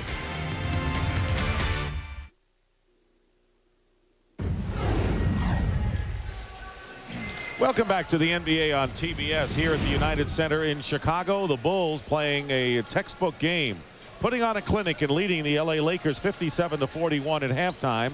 And the statistics back up what the Bulls have done. They are shooting 49% to 34 for the Lakers. Luke Longley already exceeding his season's average in scoring and rebounds. Eddie Jones with personal foul problems. He's got 3, only 2. The rebounding story, and we have to go back to the top, Hubie, when you said that the way to play the LA Lakers is to keep them in a half-court game, and that is precisely what the Chicago Bulls have done tonight. Well, the main thing there, Dick, is that you cannot give them turnovers so they get out in the open floor. 4 turnovers for Chicago. Anytime that Chicago shoots, they're missing 12 offensive rebounds. They cannot get out in fast breaks. You keep them in a half-court game, now they struggle. Their first unit, 10 for 35, shooting 28%, plus 2 for 10 in threes. They can't get it done. But the shots are there. It could be a great second half here. It all adds up to a Bulls lead, but the Lakers have the explosiveness to come back. And speaking of explosiveness, what about Michael Jordan in the first half? Well, this guy right now, he just looked at us and said, so much for my index finger that's dislocated. That was a 3. Beautiful head fake right there. And this is just a strong move, finishing with that good left hand. This is what we mean by his quickness. He's been quick all night. The head fake and then the up and under step through. Michael on his way to a big 21. And he's gone to the line 11 times and has made 10 of them, always an indication that he is on his game. And right now, let's check in with Brian Burwell. Thank you, Dick. Now, that 41 points for the Lakers ties their season low for the half. And Del Harris said the thing that bothers him is they're not getting out and playing their game, which is up-tempo, but also they don't have the good sense when the up-tempo, when the fast break isn't there, to work around and get some good shots in the half-court set. And he says they just have to work on that a little bit better in the second half. Back to you guys at the table. All right, the scoring leaders for the Lakers, Eldon Campbell with 11, but he hasn't done the job off the glass. Nick Van Exel, 9. Kobe Bryant, 9, and John Barry, 5. Bryant and Eddie Jones, each with 3 personal fouls. For the Bulls, Michael with 21, Luke Longley with 14, Tony Kukoc 8, Ron Harper 7. A lot more, it looks like, than 3 men in double figures when this one is over for Chicago. Dick, very astute observation there. And then also, let's see if Horry and Fox will come to life. Right now, they are 1 for 9 from the floor, and they are getting hammered on their defensive glass. They cannot block the people off the board. So we get underway in the second half. Luke Longley with Tony Kukoc and Dennis Rodman up front. In the backcourt, Michael Jordan and Ron Harper. All the pressing tonight by the Lakers. Very soft and no hard traps on the pass. Rodman to Longley, who lays it in. Again, great ball movement by the Bulls. And it is interesting because everyone underestimates the passing ability of Dennis Rodman. Very intelligent player, and when he makes the pass, he puts it right on the money. Eddie Jones playing with 3 fouls, misses a 3, and Kukoc the rebound. So it's Jones, Van Exel at guard, and up front, Eldon Campbell the center with Rick Fox and Robert Horry the forward. If you're going to come out trapping early, you've got to make it happen. You've got to get the turnovers. You can't give them this. And a good defensive play. Horry slaps the ball away from Luke Longley. Lakers trying to make a run. They have made 1 run. They were down by 17, cut it to 10 before the Bulls open it up again in the second quarter. Eldon Campbell, baseline slam, and 13 now for the Lakers center. Well, Fox could have forced that shot. I like the way he gave it up. Campbell sent it down strong. They're in like a 2-2-1 three-quarter court trap, but it's soft. Now, once you get it over, they match up man-to-man. And against the veteran team with older legs, you want to make them work more, and that's what the Lakers are trying to do. Luke Longley, however, pops out and has another basket. He has 2 hoops here in the third quarter.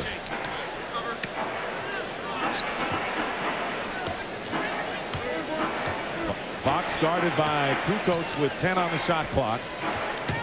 Again, it's Eldon Campbell, and he's pushed. Well, you know, if I'm Luke Longley, you know what I like? He's complaining. You know what I mean? I mean, he almost put that forearm right through his back. Now, keep an eye down inside. Now, just watch the forearm go right into Eldon Campbell. Now, just watch it. Once he goes by, as he steps up, bam. So that'll be 3 personals on Luke Longley. With less than 2 minutes gone by here in the second half. Dick Stockton, Hubie Brown, Brian Burwell with you. Eldon Campbell with his second basket of this third quarter. See, Dick, keep going to Campbell. Try to get Longley on that fourth and get him out of there, because they become smaller when they go to Winnington. And when you trap, it's a cumulative effect if you're going to wear a team down. You may not get the turnover right away, but you could wear down a veteran team. Here's Ron Harper missing a 3. Campbell slaps it down. Loose ball, and Harper winds up with it, and Van Exel saves a basket. It was going to go to Longley for the lay-in, but Nick Van Exel was alert. Up until this point, the Lakers are half a step behind all night. Chicago's been extremely quick, getting most of the loose balls.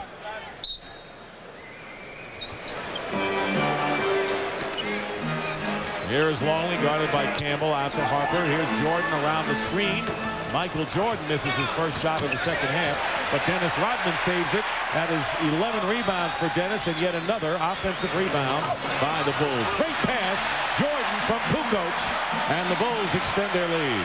Yeah, they're going for a 20-second timeout right now. Good call by Dell. And what's the main reason for the timeout? 2 second shot opportunities. The Bulls score on both of them. They're getting out-hustled right now. You don't see that enthusiasm. They've like taken the heart out of them. But as a coach, what you're trying to do is to get them going. Nice pass here by Kukoc. A great pass and a beautiful finish by Michael. Kukoc with 7 assists, and he is playing the all-round game that the Bulls want from him. He's gotten enough rebounds in the game and has scored. He has 3 rebounds. So Tony Kukoc, who always said he wanted to start, doesn't, of course, with Pippen, but getting his opportunity and making the most of it now. Well, Dick, you're looking at a guy who's playing 31 minutes. He's first on the team in field goal percentage at 48%. No one else over 45. He first in threes at 3-point percentage at 48, and he leads the team in assists at 4.4 assists a game. And when that man comes off in January from the injured list, Kukoc will be again the valuable 6th man that the Bulls have used to win a flurry of titles. 63-45, the Bulls lead. Rick Fox with a great feed inside to Campbell, and out of bounds. Traveling is the call against Eldon Campbell. Right now, once again, we underline Horry and Fox. They've got to get involved here offensively and do a better job on the defensive board. And here's Kukoc again. Tony Kukoc with 10 points. And speaking of Horry and Fox, they have a combined 2 points between them. 1 for 9 shooting.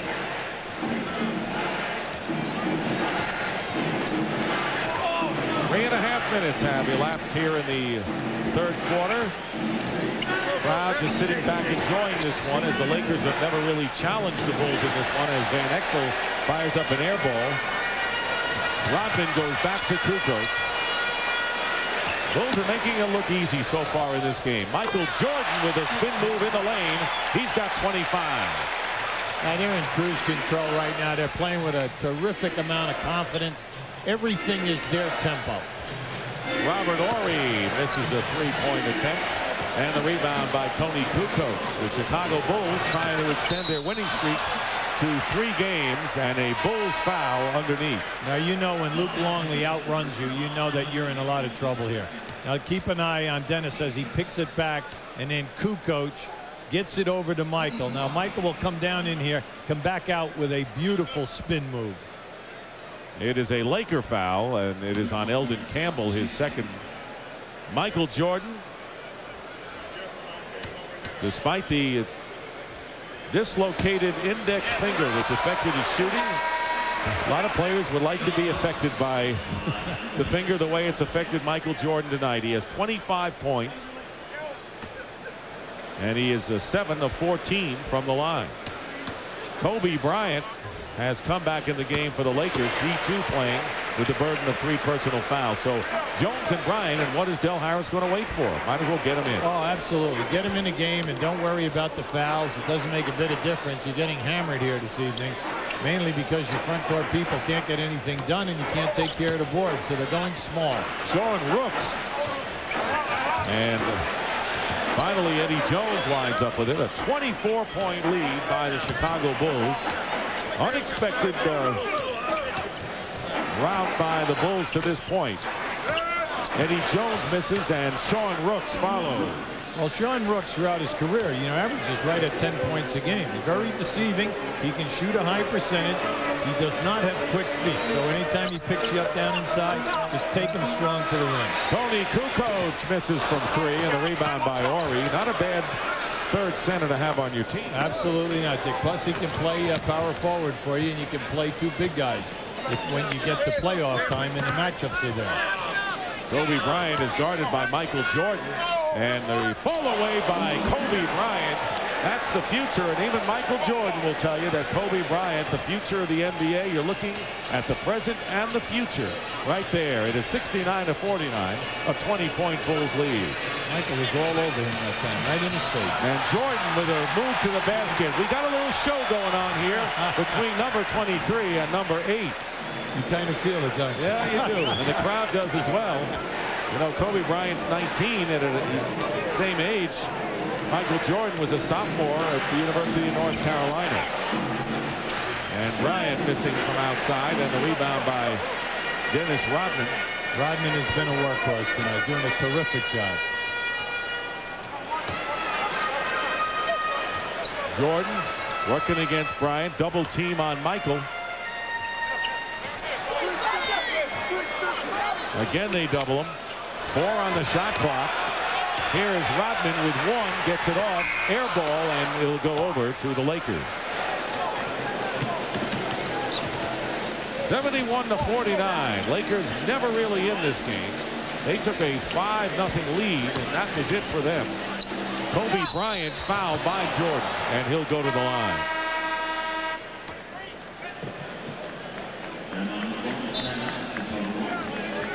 This replay of Kobe, you see he's coming off a baseline screen. And then, now watch Michael. Michael's right on him now. Now this is just a quick move. Michael's right up in his face. Nothing but net. At the other end, Michael says, look, I'm turning on him and I'm taking him. Head fake, take him strong. And a timeout with 5:29 remaining in the third. What if it were me? What if things were different? If I weren't healthy? Or if I never got the opportunity? What if my mother didn't teach me to take time and give back? These are the things I ask myself. The things that help me keep it real. Volunteer to improve your community. Team up. In a GMC Yukon, every day brings something to look forward to.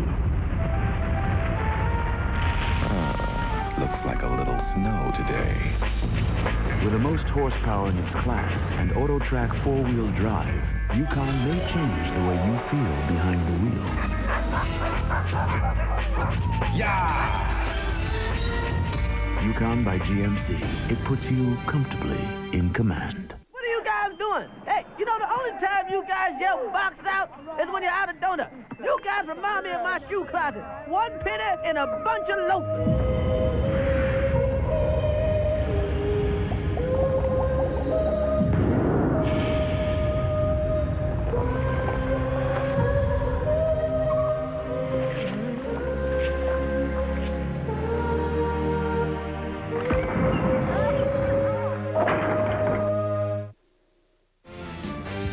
Here at the TBS studios, an update from the city of Atlanta. Hawks and the Cavs, and Steve Smith taking this game over in the second half. Look at the rainbow over Cedric Henderson. Part of 23 points on the night for Smith. Atlanta winning 94-83 over their Central Division rival. Atlanta now a conference best 19-5. We go back to the United Center. Dick and Hubie. All right, Vince, thank you very much. The Atlanta Hawks now tied with the Seattle Sonics for the best record in the NBA, in a very tight battle in the Central Division, all the way down to the fifth slot where the Chicago Bulls are. So Kobe Bryant will be going to the free throw line, scoring 27 against Houston Friday. He was scoreless with 2.5 minutes remaining in the third quarter and scored all 27 points in under 13 minutes. Well, he backed that up, Dick, in the next game with 14 in the fourth period. See, there's more to this young man's game than just scoring, because in 26 minutes a game, he gives you 4 rebounds as well as 3 assists, and he gets you 1.5 steals a game. He gives you stats that a lot of starters give you in 32 to 34 minutes.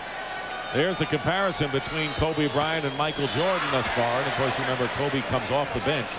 1 out of 2 from the line. It's a 21-point Chicago lead. Well, they're going to their quickness right now. And, you know, they had their trap. Once they give you the one trap, then they match up.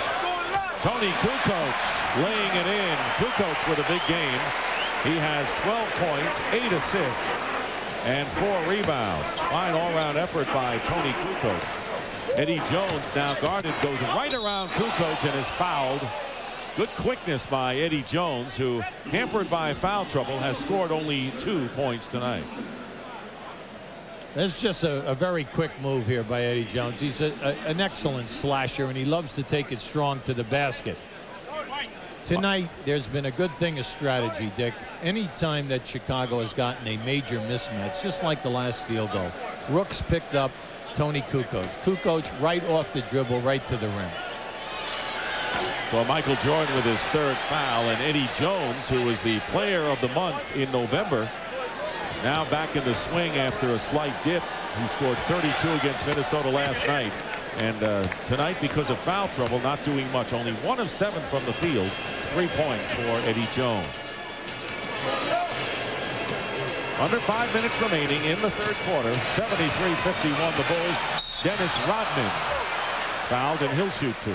Well, you can see what the strategy is right now. The Bulls are coming down the floor. They're spreading out. They have 3 guys right across half court, 2 guys outside of the lane. And they're saying right now, we are going to take advantage of your bad matchup. And your bad matchup is whoever Rooks is playing. And that's the guy they take off the dribble. They force you to rotate, and they find the free guy. Dennis Rodman scoreless against the Phoenix Suns, but 21 rebounds in their last game.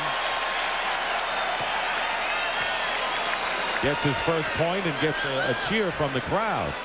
So he will not get shut out again tonight. Well, the big thing is he came into this game and was shooting 36%. And, you know, Dennis usually does a halfway decent job on his foul shots. He's usually somewhere in the 50s. The lead is 13. 23, I should say. 13 when you have the Lakers excited. Corey Blunt feeding. Eddie Jones getting the assist, and it is 74-53, 4.5 to go here in the third quarter. Randy Brown in there along with Ron Harper at guard. Michael Jordan, in effect, the third guard with Kukoc and Dennis Rodman. Michael Jordan, rebound Van Exel. Lakers, highest scoring team in the NBA, but not tonight, as Nick Van Exel now in double figures. Well, you're looking at a starting unit that is so high-powered. 5 guys in double figures. And tonight, they just cannot throw it in the ocean. They're still shooting below 30% as a unit. Well, this game really billed as a fine offensive team against one of the top defensive teams in the league. And the D is winning. Randy Brown misses the jumper. Yes, and you'd say, hey, that's why you can see teams only shoot 41% for the game against Chicago. Second best in the league. Van Exel from Rooks to Corey Blunt, and that is the best ball movement we've seen from the Lakers tonight. Well, with this unit, everything is off the dribble. unless they go to rooks on an occasional post-up. What they're trying to do is take you off the dribble, force you to double, find the free people. Randy Brown with the personal foul. And here is Corey Blunt, who's done a great job off the glass. Friday night, the Philadelphia 76ers and Allen Iverson against the Miami Heat on TNT. Next Tuesday, Hubie and I will be at the Fleet Center as the Hornets and Celtics go at it. Dave Cowens coaching against his former team. Rick Pitino doing a great job. Boston 1 game under 500. Heat and Pistons next Friday.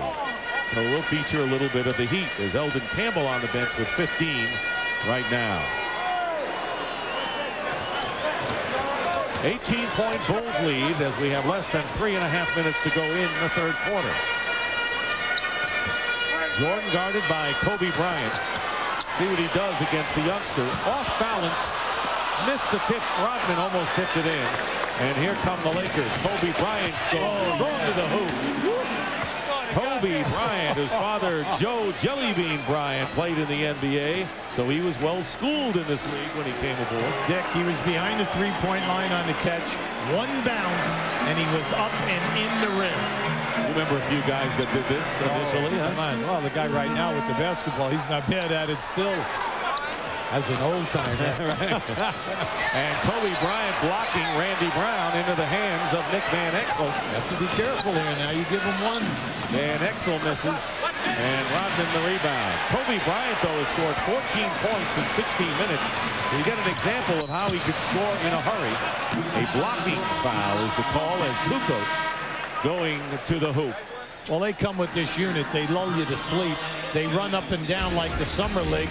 And if you don't pay attention, they get right back in the game.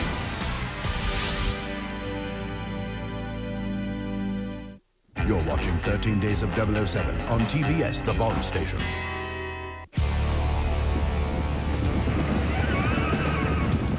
With formidable strength and a distinctly individual style, this Sierra is the most powerful half-ton truck in GMC's history. Sierra gives you the style to stand apart from the herd. And the power to pull it. Sierra by GMC, putting you comfortably in command. When we created NHL Face-Off 98, we wanted everything to be exactly like it is in the NHL, even the sound effects. Okay, that's all right, first time. All right, Leclerc, come on. What, are you a figure skater now? Weak. If it's easier, I could probably call my little sister. Well, let's see what you're made out of, John. How's that? Yeah, we got that. PlayStation. Hey, what do you think? Boxers or briefs? Oh, boxers. Oh, briefs. Briefs. Briefs. Bikinis. Bikinis. Boxers. Look, no, I'm looking at this guy. They're Hanes. Let's just leave it at that. Oh, Michael. I can't stand it. Oh, you see? The NBA on TBS is brought to you by GMC, putting you comfortably in command, and by Nike, who encourages you to participate in the lives of America's youth. Welcome back to the United Center in Chicago, where the Bulls leading the Lakers as they've had all night, 74-58. Typical game for Dennis Rodman. Only 2 shots from the field, but 12 rebounds. You remember Frank Sinatra with Nancy and the laughing face? Well, this is Dennis with the laughing face. There you go. Well, I tell you, he's working yeoman's work tonight on the glass. That's why we said at the top, when Harper and Kukoc are scoring, which they are, and Jordan shoots over 50, Rodman gets his 15-plus rebounds. They are so tough to beat. Derek Fisher has come in at point guard defensively for the Lakers. Jason Caffey making his first appearance in the game. Jordan's fall away against Bryant misses. Longley cleans up. So Luke Longley, 24 points. That is a career high. 22, that is, and he has matched the career high. So 2 more and he's got it. Here is Kobe Bryant into the hands of Michael Jordan. Under 2 minutes remaining in the third quarter. The Bulls lead 76-58. And Harper hits, but the Lakers struggling with the people up front here. Yeah, Jones, Eddie Jones, Fox, and Ori in this game are 2 for 17. You can't get it done. Where are they going? Because they need those guys defensively to create the turnovers, to get out in the open floor, and their quickness and to be good three-point shooters. And Eddie Jones got into foul trouble. Kobe Bryant with 16 points, 78-60. So Bryant, who came in as the top bench scorer in the NBA at 17 plus a game.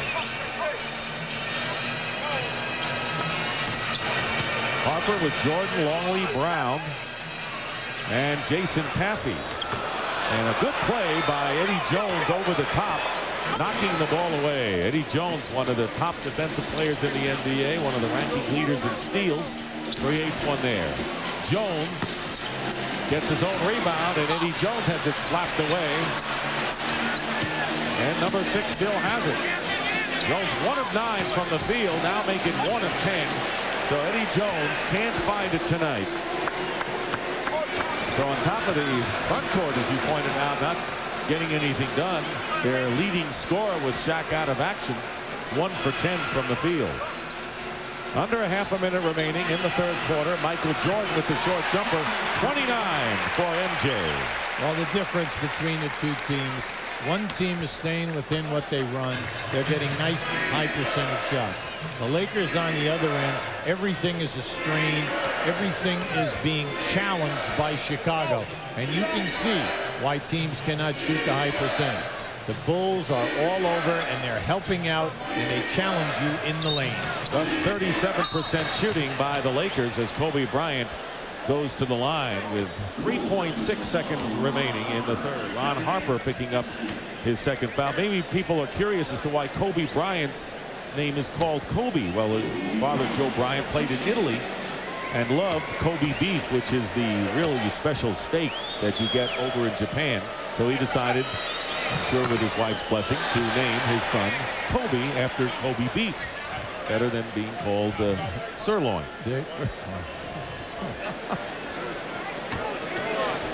Take it easy on me, kid. No, I'm not even touching that. Are you kidding me?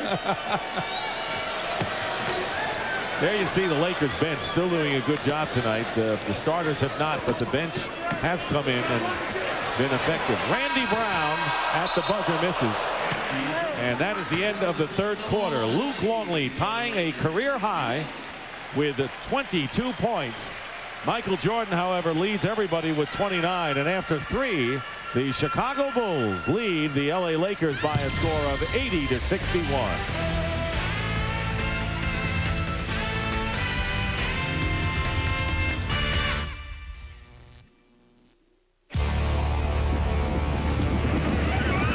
Formidable strength, a distinctly individual style, and the strongest V8 in its class. This is the most powerful Sierra in GMC's history. Sierra gives you the style to stand apart from the herd. And the power to pull it. Sierra by GMC, putting you comfortably in command. Yo, Alan, what's going on? How you doing? So how you like the answer with DMX? Feeling it when I do my move. Oh, your crossover, right? Yeah. I've been studying you, trying to figure it out. I just make the defender think I'm going one way, and then once he gets his body leaning in that direction, I just cross it over to the other hand and go right by him.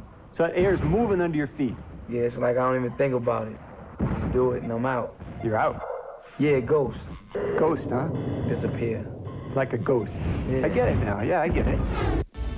From director Steven Spielberg, Jeffrey Lyons calls Amistad unforgettable. Rolling Stone says Anthony Hopkins is sensationally good. What this case concerns is freedom, the very nature of man. And Siskel and Ebert give Amistad 2 thumbs up.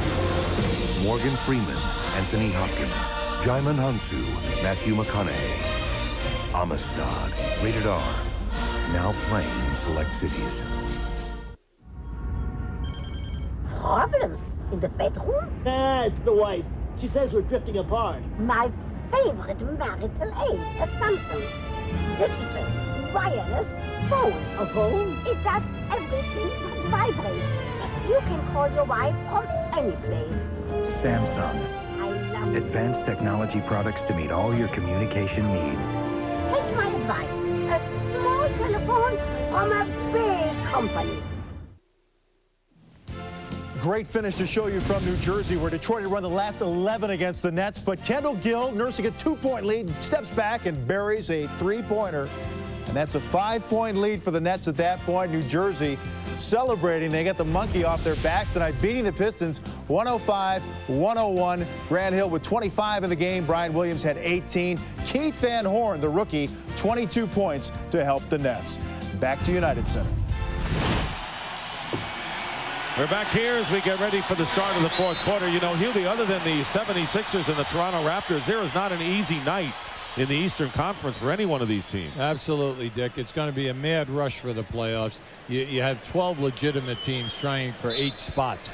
Now, at the end of 3, Chicago shooting 48%, LA 37. LA only 2 for 13 in threes. Free throws are a wash, but the battle of the boards, Chicago by a +12. Rick Fox with Sean Rooks, Kobe Bryant, Corey Blunt, and Derek Fisher, and a steal by Randy Brown. And on the crossover, he is fouled before the shot. And the foul is against Kobe Bryant. He has 4. So Eddie Jones and Kobe Bryant, the 2 shooting guards tonight, each with 4 personal fouls. Well, with this group out there, you know, with Burwell and Brown, they are 2 very, very quick defenders. Longley, Cappy out there along with Ron Harper, and an offensive foul against Luke Longley. Good call. That's that guard around. That's Luke Longley's 4th. When he caught the ball, he turned and gave a back screen. Now, you know, they're taught to do that. Now, just keep an eye on this. Now, just watch the back screen. See, as he turns, he screens, but it was too quick. You got to give the player a one step there. So it was an excellent call. Kobe Bryant picked up by Ron Harper. Lakers trying to make a run without their starting guardsman. Excellent Jones in there, and Rick Fox banks it in. So only the second basket by the forwards. 2 of 8 for Fox. And Fox came in on fire. He's been really scoring a lot of points lately, averaging about 18 a game. And you thought that maybe, you know, he was feeling that he belongs in that offensive flow. Sean Rooks inside against Luke Longley will send Longley to the line. Fox, by the way, coming off a 30-point game against the Houston Rockets. There is Eddie Jones. It hasn't been his night. 3 points, 4 personal fouls. As the Chicago Bulls making a statement against the Lakers here. They'll meet again February 1st at the Great Western Forum. And there are many people who think the Lakers and Bulls will meet in the NBA Finals come June. Of course, you talk to the people in Seattle and some of the other contenders in the East. They have other thoughts. Longley with a career high now of 23 points. And on the turnover, Ron Harper. The Bulls are not a blazing fast break type of team. They'd rather lope, and then they find their people with a couple of passes. It's not usually a guy dribbling in a one pass and a layup. Cappy open and hits. Jason Cappy coming off a season's high 18 points and 18 rebounds against Phoenix. And they're doing the job with Rodman off the boards in that last game. Yeah, and he was rewarded by not playing in the first half. Okay. He wants more playing time. Phil Jackson said, sorry, you're just not going to get it with this rotation. Hope my car gets fixed today. And my sink. And my furnace.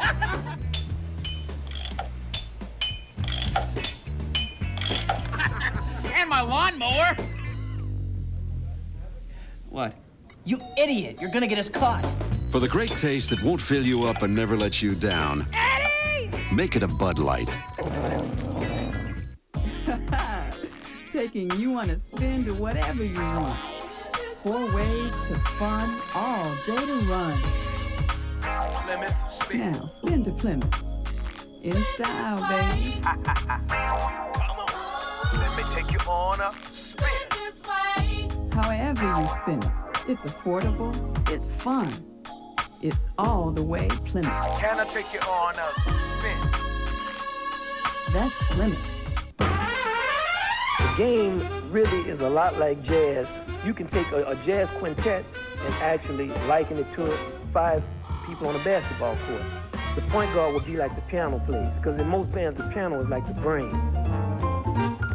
Then you have the power forward, which is like the drummer. I think that small forward position, I'd have to give that to that tenor saxophone. But I think if I was a coach, I wouldn't put me in the game. I play a good anthem, man.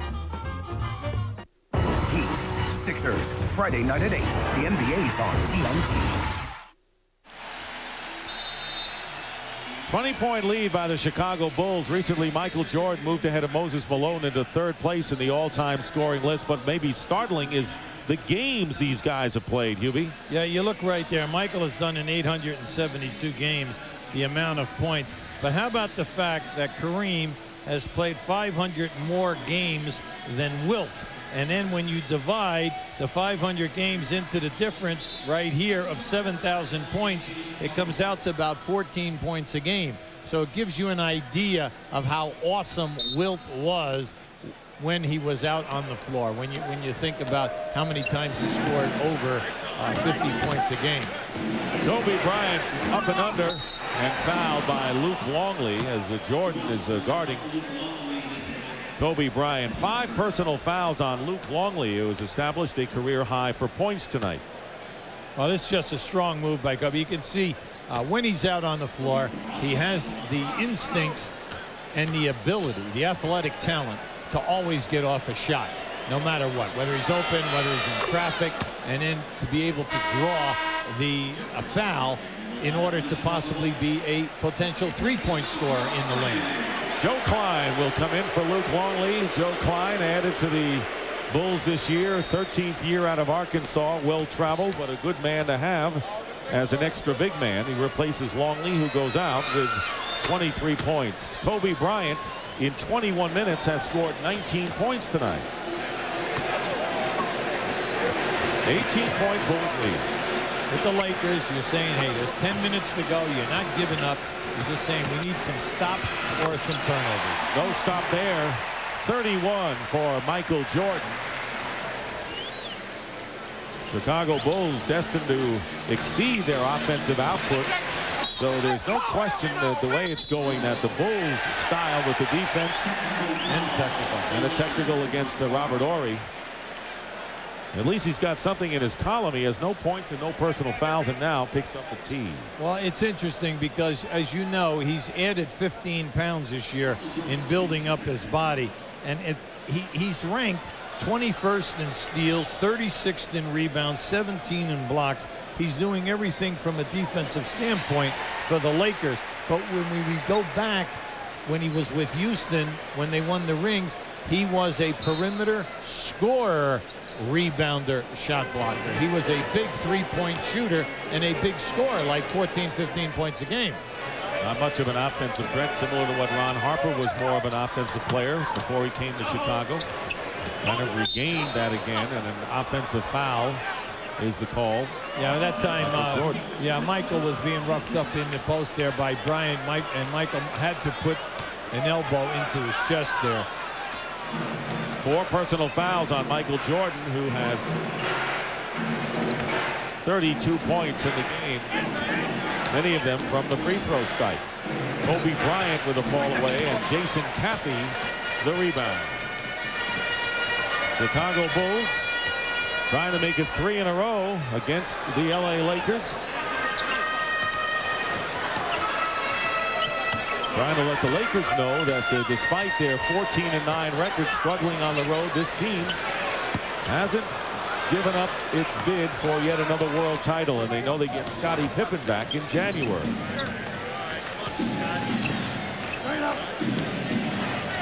Nick Van Exel gets it to Rick Fox. Fox working against Scott Burrell, who gets a piece of it. Good defensive play by Burrell. Out of bounds. Last touch by the Lakers. Yeah, that's an indication of what we're talking about. This team has not given up anything defensively. They are all over the Lakers. They've met the challenge for every minute that we have played here this evening, but this is how they play defense most nights. Michael Jordan gets 2 more. 34 for Jordan, and the Bulls playing on both ends as if this score were tied. Not a 23-point lead. Bryant. And here's Robert Horry from outside. Eldon Campbell in the game. Follows with a jumper. And Scott Burrell the rebound. This is a good old-fashioned whipping that the Lakers are getting tonight at the hands of the world champs. Klein with his first shot. Eldon Campbell has it slapped away by Jordan. Love the way the Bulls have not given an inch, even with their big lead most of the game. Jordan trying to get it inside, but the Lakers get it back. Here is Kobe Bryant with a reverse layup. Beautiful. Great move by Kobe Bryant. See, he has the vision in that move to see that the guy was coming for the shot block. And all he did was continue in the air and come up on the other side and use the rim. 21 points for Kobe Bryant. 7 on the shot clock, and Burrell is fouled by Rick Fox. Let's see Kobe in action again. Now just watch as the defender comes right into your picture right there for the shot block. Just the presence to stay within the shot, don't force it, float underneath and finish. I mentioned how he got his first name Kobe. Look at the impact tonight. 23 minutes, 21 points to lead the team, and he has nearly half of the Lakers' second half points. A 26-0 to shout about. Little advice from the master right here. Well, the one thing about him is that, sure, the Lakers call him Showboat, Showtime. They kid him about the fact that he's a highlight film, but there is not one person who doesn't think he's going to be the superstar of the future. And everyone likes the fact that he has humility and that he asks for advice from legendary players, from coaches, and he's a very well-mannered, and he talks to everyone. He was brought up well. Absolutely. Plus, he comes in with college board scores of 1,080. Could have attended any university in the United States, and you kind of like it. He's got the total package. I bet you Michael Jordan was saying, Kobe, why didn't you go to North Carolina instead of coming into the league and played a couple of years there? Eddie Jones is short. Then he would have said, well, I wouldn't have played for Dean Smith this year. There you go. But Bill Guthridge is doing a great job this season. Sure is. Here is Cappy. And Burrell keeps it alive. Burrell active, making the most of his playing time in the second half. Jordan looking for room and hits the jumper. 36 points now for Michael Jordan, coming off a big game against Phoenix on Monday night of 31. Joe Klein gets the rebound. And here's Randy Brown with Kobe back. Great pass behind his back. Spectacular passing inside, and it will be last touch by the Bulls. And a timeout called. Del Harris allowed his starters to stay out on the floor. He was looking for a run. He did not get it. 6 minutes to go. When you want to cruise with the best, do a Jeep style. Now drop your top in the Wrangler. In my world, affordability and versatility have become my classic style. And oh, baby, come on, experience my mellow grooves and mellow moves in the Grand Cherokee Pipe 9 Limited. Now, if you want to roll with me, buy your own. So, he really plays in them? Yeah, Mark Brunell in the Nike Air Marauder. Almost took him all the way last year. A scrambler like him needs some real traction to make the plays he does. Gary Collins has the same shoes too, right? You bet. He took him right past San Fran and through cowboy country.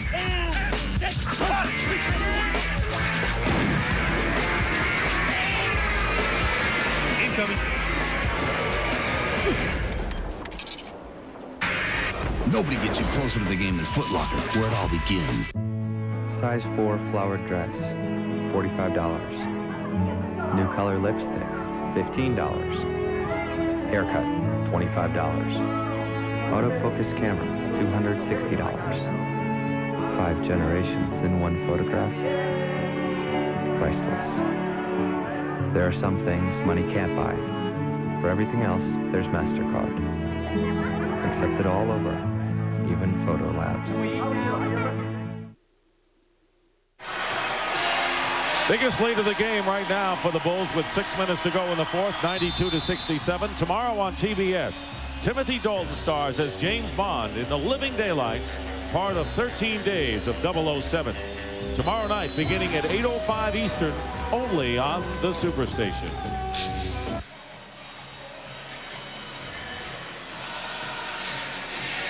Now you can see the rebounding has just been a total mismatch in favor of Chicago. But we said at the top of the show, Chicago is not shooting well in any category. Field goals, threes, or the foul line. But they beat you with defense and rebounding. And they're showing it and proving it to us tonight. Well, it'll be interesting to see when the Lakers are held to their season's low, which is 84 points when they were beaten at home by the Cleveland Cavaliers, 94-84. They've got 67 right now. Eddie Jones off the rim out of bounds. And it is still Lakers ball. Now they have Eddie Jones and Ori still in there, but they've come with the rest of the guys are substitutes. And then also Phil Jackson has put in his second unit out there except for Harper. Steve Kerr, Jason Caffey. Burrell has been in there with Klein, and a jump ball coming up. The Bulls shooting 49%. The Lakers only 34% from the field, and it's been that way throughout the game. Steady. The numbers haven't changed much from the first quarter till now. The reason why this is such a big win for Chicago is the fact that they are only 7-7 versus teams that are over 500, playing better than 500 basketball. They have struggled against the good teams. That's why this is big, and they're looking good doing it. An adjustment with the clock. That's why we had the whistle. The 24-second clock did not budge, so we will adjust it. Now Scott Burrell came to Chicago in a trade with Golden State for Dickie Simpkins and a draft pick, but he has struggled here. Now we're talking about a player who has really made a major contribution when he was at Charlotte and still scored points at Golden State. And he's a three-point shooter. He's a slasher. But in this triangle offense, he's definitely struggling. He's not giving them the points, but he gives them defense, rebounding, and he gets to the loose balls. Ron Harper feeding Jason Caffey, who puts it through. Oron Burrell, he was a star in the Big East at the University of Connecticut and turned down a baseball career as a pitcher. Well, he was a first-round draft pick in baseball, first-round draft pick in basketball. Toronto Blue Jays, I believe, were the team that drafted him first. Corey Blunt, Ori. Loose ball underneath, and Corey Blunt with the lay-in. 94-69 with under 5 minutes remaining. And Burrell on the layup. Hubie, I want to ask you about the Bulls. 3 men in double figures is what they normally have. When Pippen comes back, are they going to really have more shots for other people and have more people in action as they do now offensively? No, I think what will happen, Dick, they will go right back to Michael Jordan, Scottie Pippen, Tony Kukoc are their main scorers, their main shot attempt guys. The guy that will suffer will be Luke Longley. And he has stepped up big and has played well without Pippen in there. He has stepped in, he's shooting a high percentage, and he's given them the, he's not giving them night in and night out the Pippen numbers, of course not, because he doesn't get a lot of freebies out on the break, and he's not a three-point shooter. But it's just nice to see them finally pass the ball to a center in the triangle offense and give him shot attempts. Mario Bennett, who is the 12th man on this roster, is into the game right now. Bennett, who sat out all of last year, has had 2 knee operations. Well, he's out of the University of Arizona, played in the CBA for 2 different teams, and he's just feeling that this is the first time that he has not had pain in his knees since he came out of college. Deflects the ball out to Kerr with 2 on the shot clock. Steve Kerr, and the shot clock expires. And Judd Bushler, who got the layup for the final points of the first half, has come into the game, replacing Ron Harper. Harper going out tonight, having scored 9 points. Michael Jordan, of course, getting the rest. Well-deserved. He scored 36 points.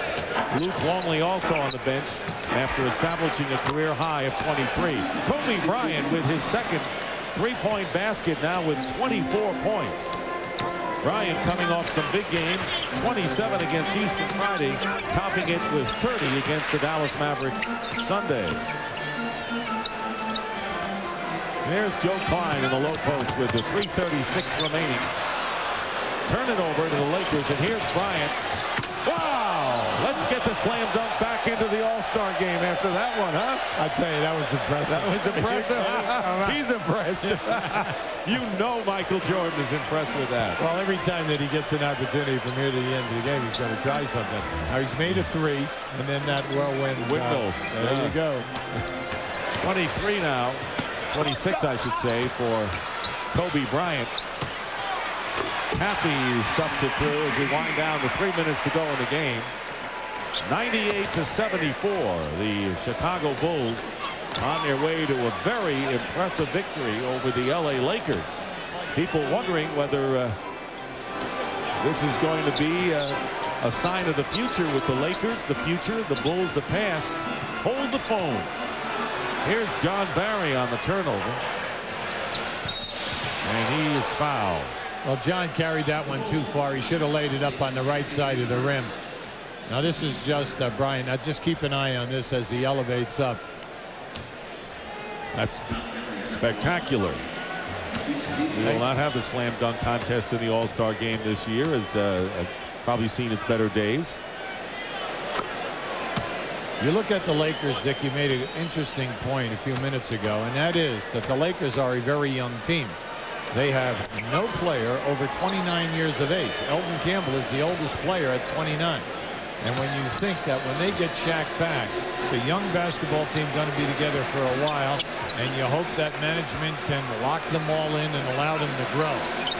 Jerry West won't find a better general manager in the game than Jerry West of the Lakers. He's proved it year in and year out. Joe Klein on the turnaround. 100-76. With 2:08 to go. First points in the game for Joe Klein. Kobe Bryant fires and hits a three by Bryant. He's got 29 points, and he is 1 point away from his season's high. He's done it in 27 minutes. Mario Bennett on the steal. And Kobe Bryant gives it back to Mario Bennett. That was significant, Hubie. Yeah, it was. And nice shot block there by Burrell.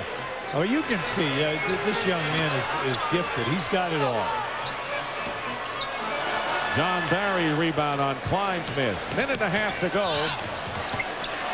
And they go the other way. Caffey will get the easy stuff. 102-79. Eldon Campbell, the elder statesman, as you pointed out, watching things. He scored 15 tonight. Coming up next, scores and highlights. Craig Sager with a sit-down with Laker guard Nick Van Exel tonight. Van Exel scoring over 11 points, only 11 with 1 3. But he has had a glorious season thus far, as has Eddie Jones. But tonight, none of the starters really came through the way Del Harris would have wanted. Caffey with another chance adds to the Bulls' lead. Well, you know, Dick, they go into the Lions' den on Friday night. Yes, they do. The Lakers go down to Atlanta on Friday, and then they move to Charlotte on Saturday, a day off, and then they move to Houston before getting home. So they've got 3 big games left there on the Strip. They do. They felt pretty good about themselves winning the opener against the Timberwolves, but things moving up in class tonight. And now the Lakers will be 1-1 on this road trip and 8-5 on the road overall. And our butt player of the game is getting a good rest. All he did tonight, 36 points, 12 of 22 from the field, and 11 of 12 from the line. And I'm sure that both Eddie Jones and Kobe Bryant took note, although Bryant with a 26-point effort in his own right. Brian Burwell, by the way, will be out to interview Michael Jordan after this game is over. It'll be interesting to see what he thinks of Kobe Bryant and what he thinks of the impressive Bulls effort tonight, including his own. Well, the second half drive in the East is going to be some showtime. Alonzo Mourning will be back now with Miami. We'll see what happens with that ball club. We have Scottie Pippen hopefully back. New York is always got to notice New York. That's right. Indiana and Cleveland playing excellent basketball. Cleveland doing it with 4 rookies out of their first 6 players. Charlotte, they've got firepower. Absolutely. This is a dynamite Eastern Conference. And a dynamite player at 19 years of age, Kobe Bryant, now with 32 points. And that is a season's high for him. So he has gone up the ladder in the last 3 games. 27 Friday against the Rockets, 30 Sunday against the Mavericks, and he's got 33 points tonight against the Chicago Bulls. And you know, I read a piece in a clip. Somebody says, yeah, but you know what? He doesn't post up. You know what? And you know what? What are you kidding? He doesn't. He doesn't ski with one ski either. Yeah, there you go. I mean, this young guy's got a 3-point game. What he doesn't do. You name it, he can do it. Game is over, and the Chicago Bulls send a message to the LA Lakers, although Kobe Bryant has sent a message to everyone else that he is the future. Michael Jordan with 36 to lead the Bulls. Kobe Bryant with 33 to top the Lakers. The final score, the Chicago Bulls 104, the LA Lakers 83, as the Bulls hold the Lakers to their lowest scoring output of the season, 83 points. And right now, let's go to Brian Burwell. All right, it's not as though at this stage in his career that he needs to make statement games, but Michael Jordan, this was a pretty good statement for you tonight. Well, I don't know about a statement. I think, you know, I was just trying to go out there and do my job and see what, you know, see how we can come out and fight a team that's very young, very agile. They're without a key player, but we were able to hold our balance and, you know, more or less control the tempo and not let them outrun us. We got their big scores in the foul trouble early in the first half. We were able to take advantage of that. Your evaluation of the young fella, Kobe? I remember I was young like that. He certainly has a lot of skills, and you see that, and he's got a lot of confidence, and I think it's just a matter of time for him. You know, you realize how good he is. He's actually in his 2nd year of college, and well, certainly he's learned a lot. He's in a top league actually, and he's certainly going to learn a lot more. He's going to be a lot better if he keeps improving. Did you impart any wisdom to him throughout the game?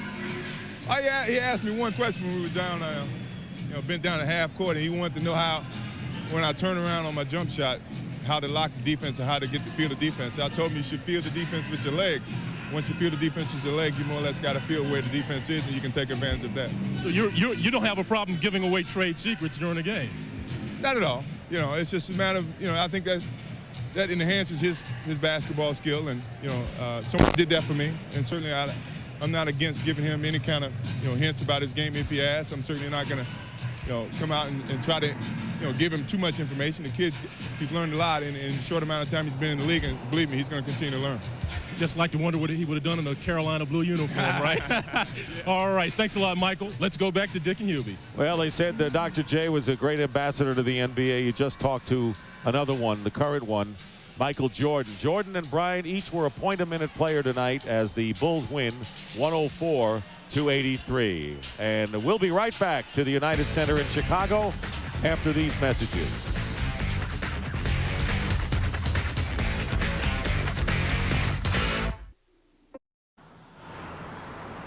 Here in Chicago, the Bulls make it 3 in a row and go 15-9 on the year, beating the Lakers, who have their 3-game winning streak snapped. LA now 18-6 fall, a full game behind the Seattle Sonics. Interesting hearing Michael Jordan talk to Brian Burwell about how Kobe, you just said that earlier, he's not afraid to ask questions, and that's a great sign for the kid. Well, you have to admit the young guy is doing it. He's not a hardhead. He wants to learn. He asked the guy a major point here. How do I feel that defense? And it's great that Michael would take the time and the respect to young men, because everyone knows this young guy is humble. He's blessed with great talent, and he's not afraid to ask questions. Pretty impressive victory, though, by the Chicago Bulls. Well, the Bulls were at their best. Anytime they get 100, Dick, you know, that's a plus. The other people, 34% from the field, 4 for 18 in threes. get killed on the boards by 18. Can't get it done on the road. They'll have a rematch February 1st, but tonight it was all Chicago Bulls. That's the story from here at the United Center. Right now, let's send it to our Atlanta studios to Vince and Cheryl. Thanks, Dick. And just a reminder, Inside the NBA is coming up in just a moment. Tonight, Alonzo Mourning returns back in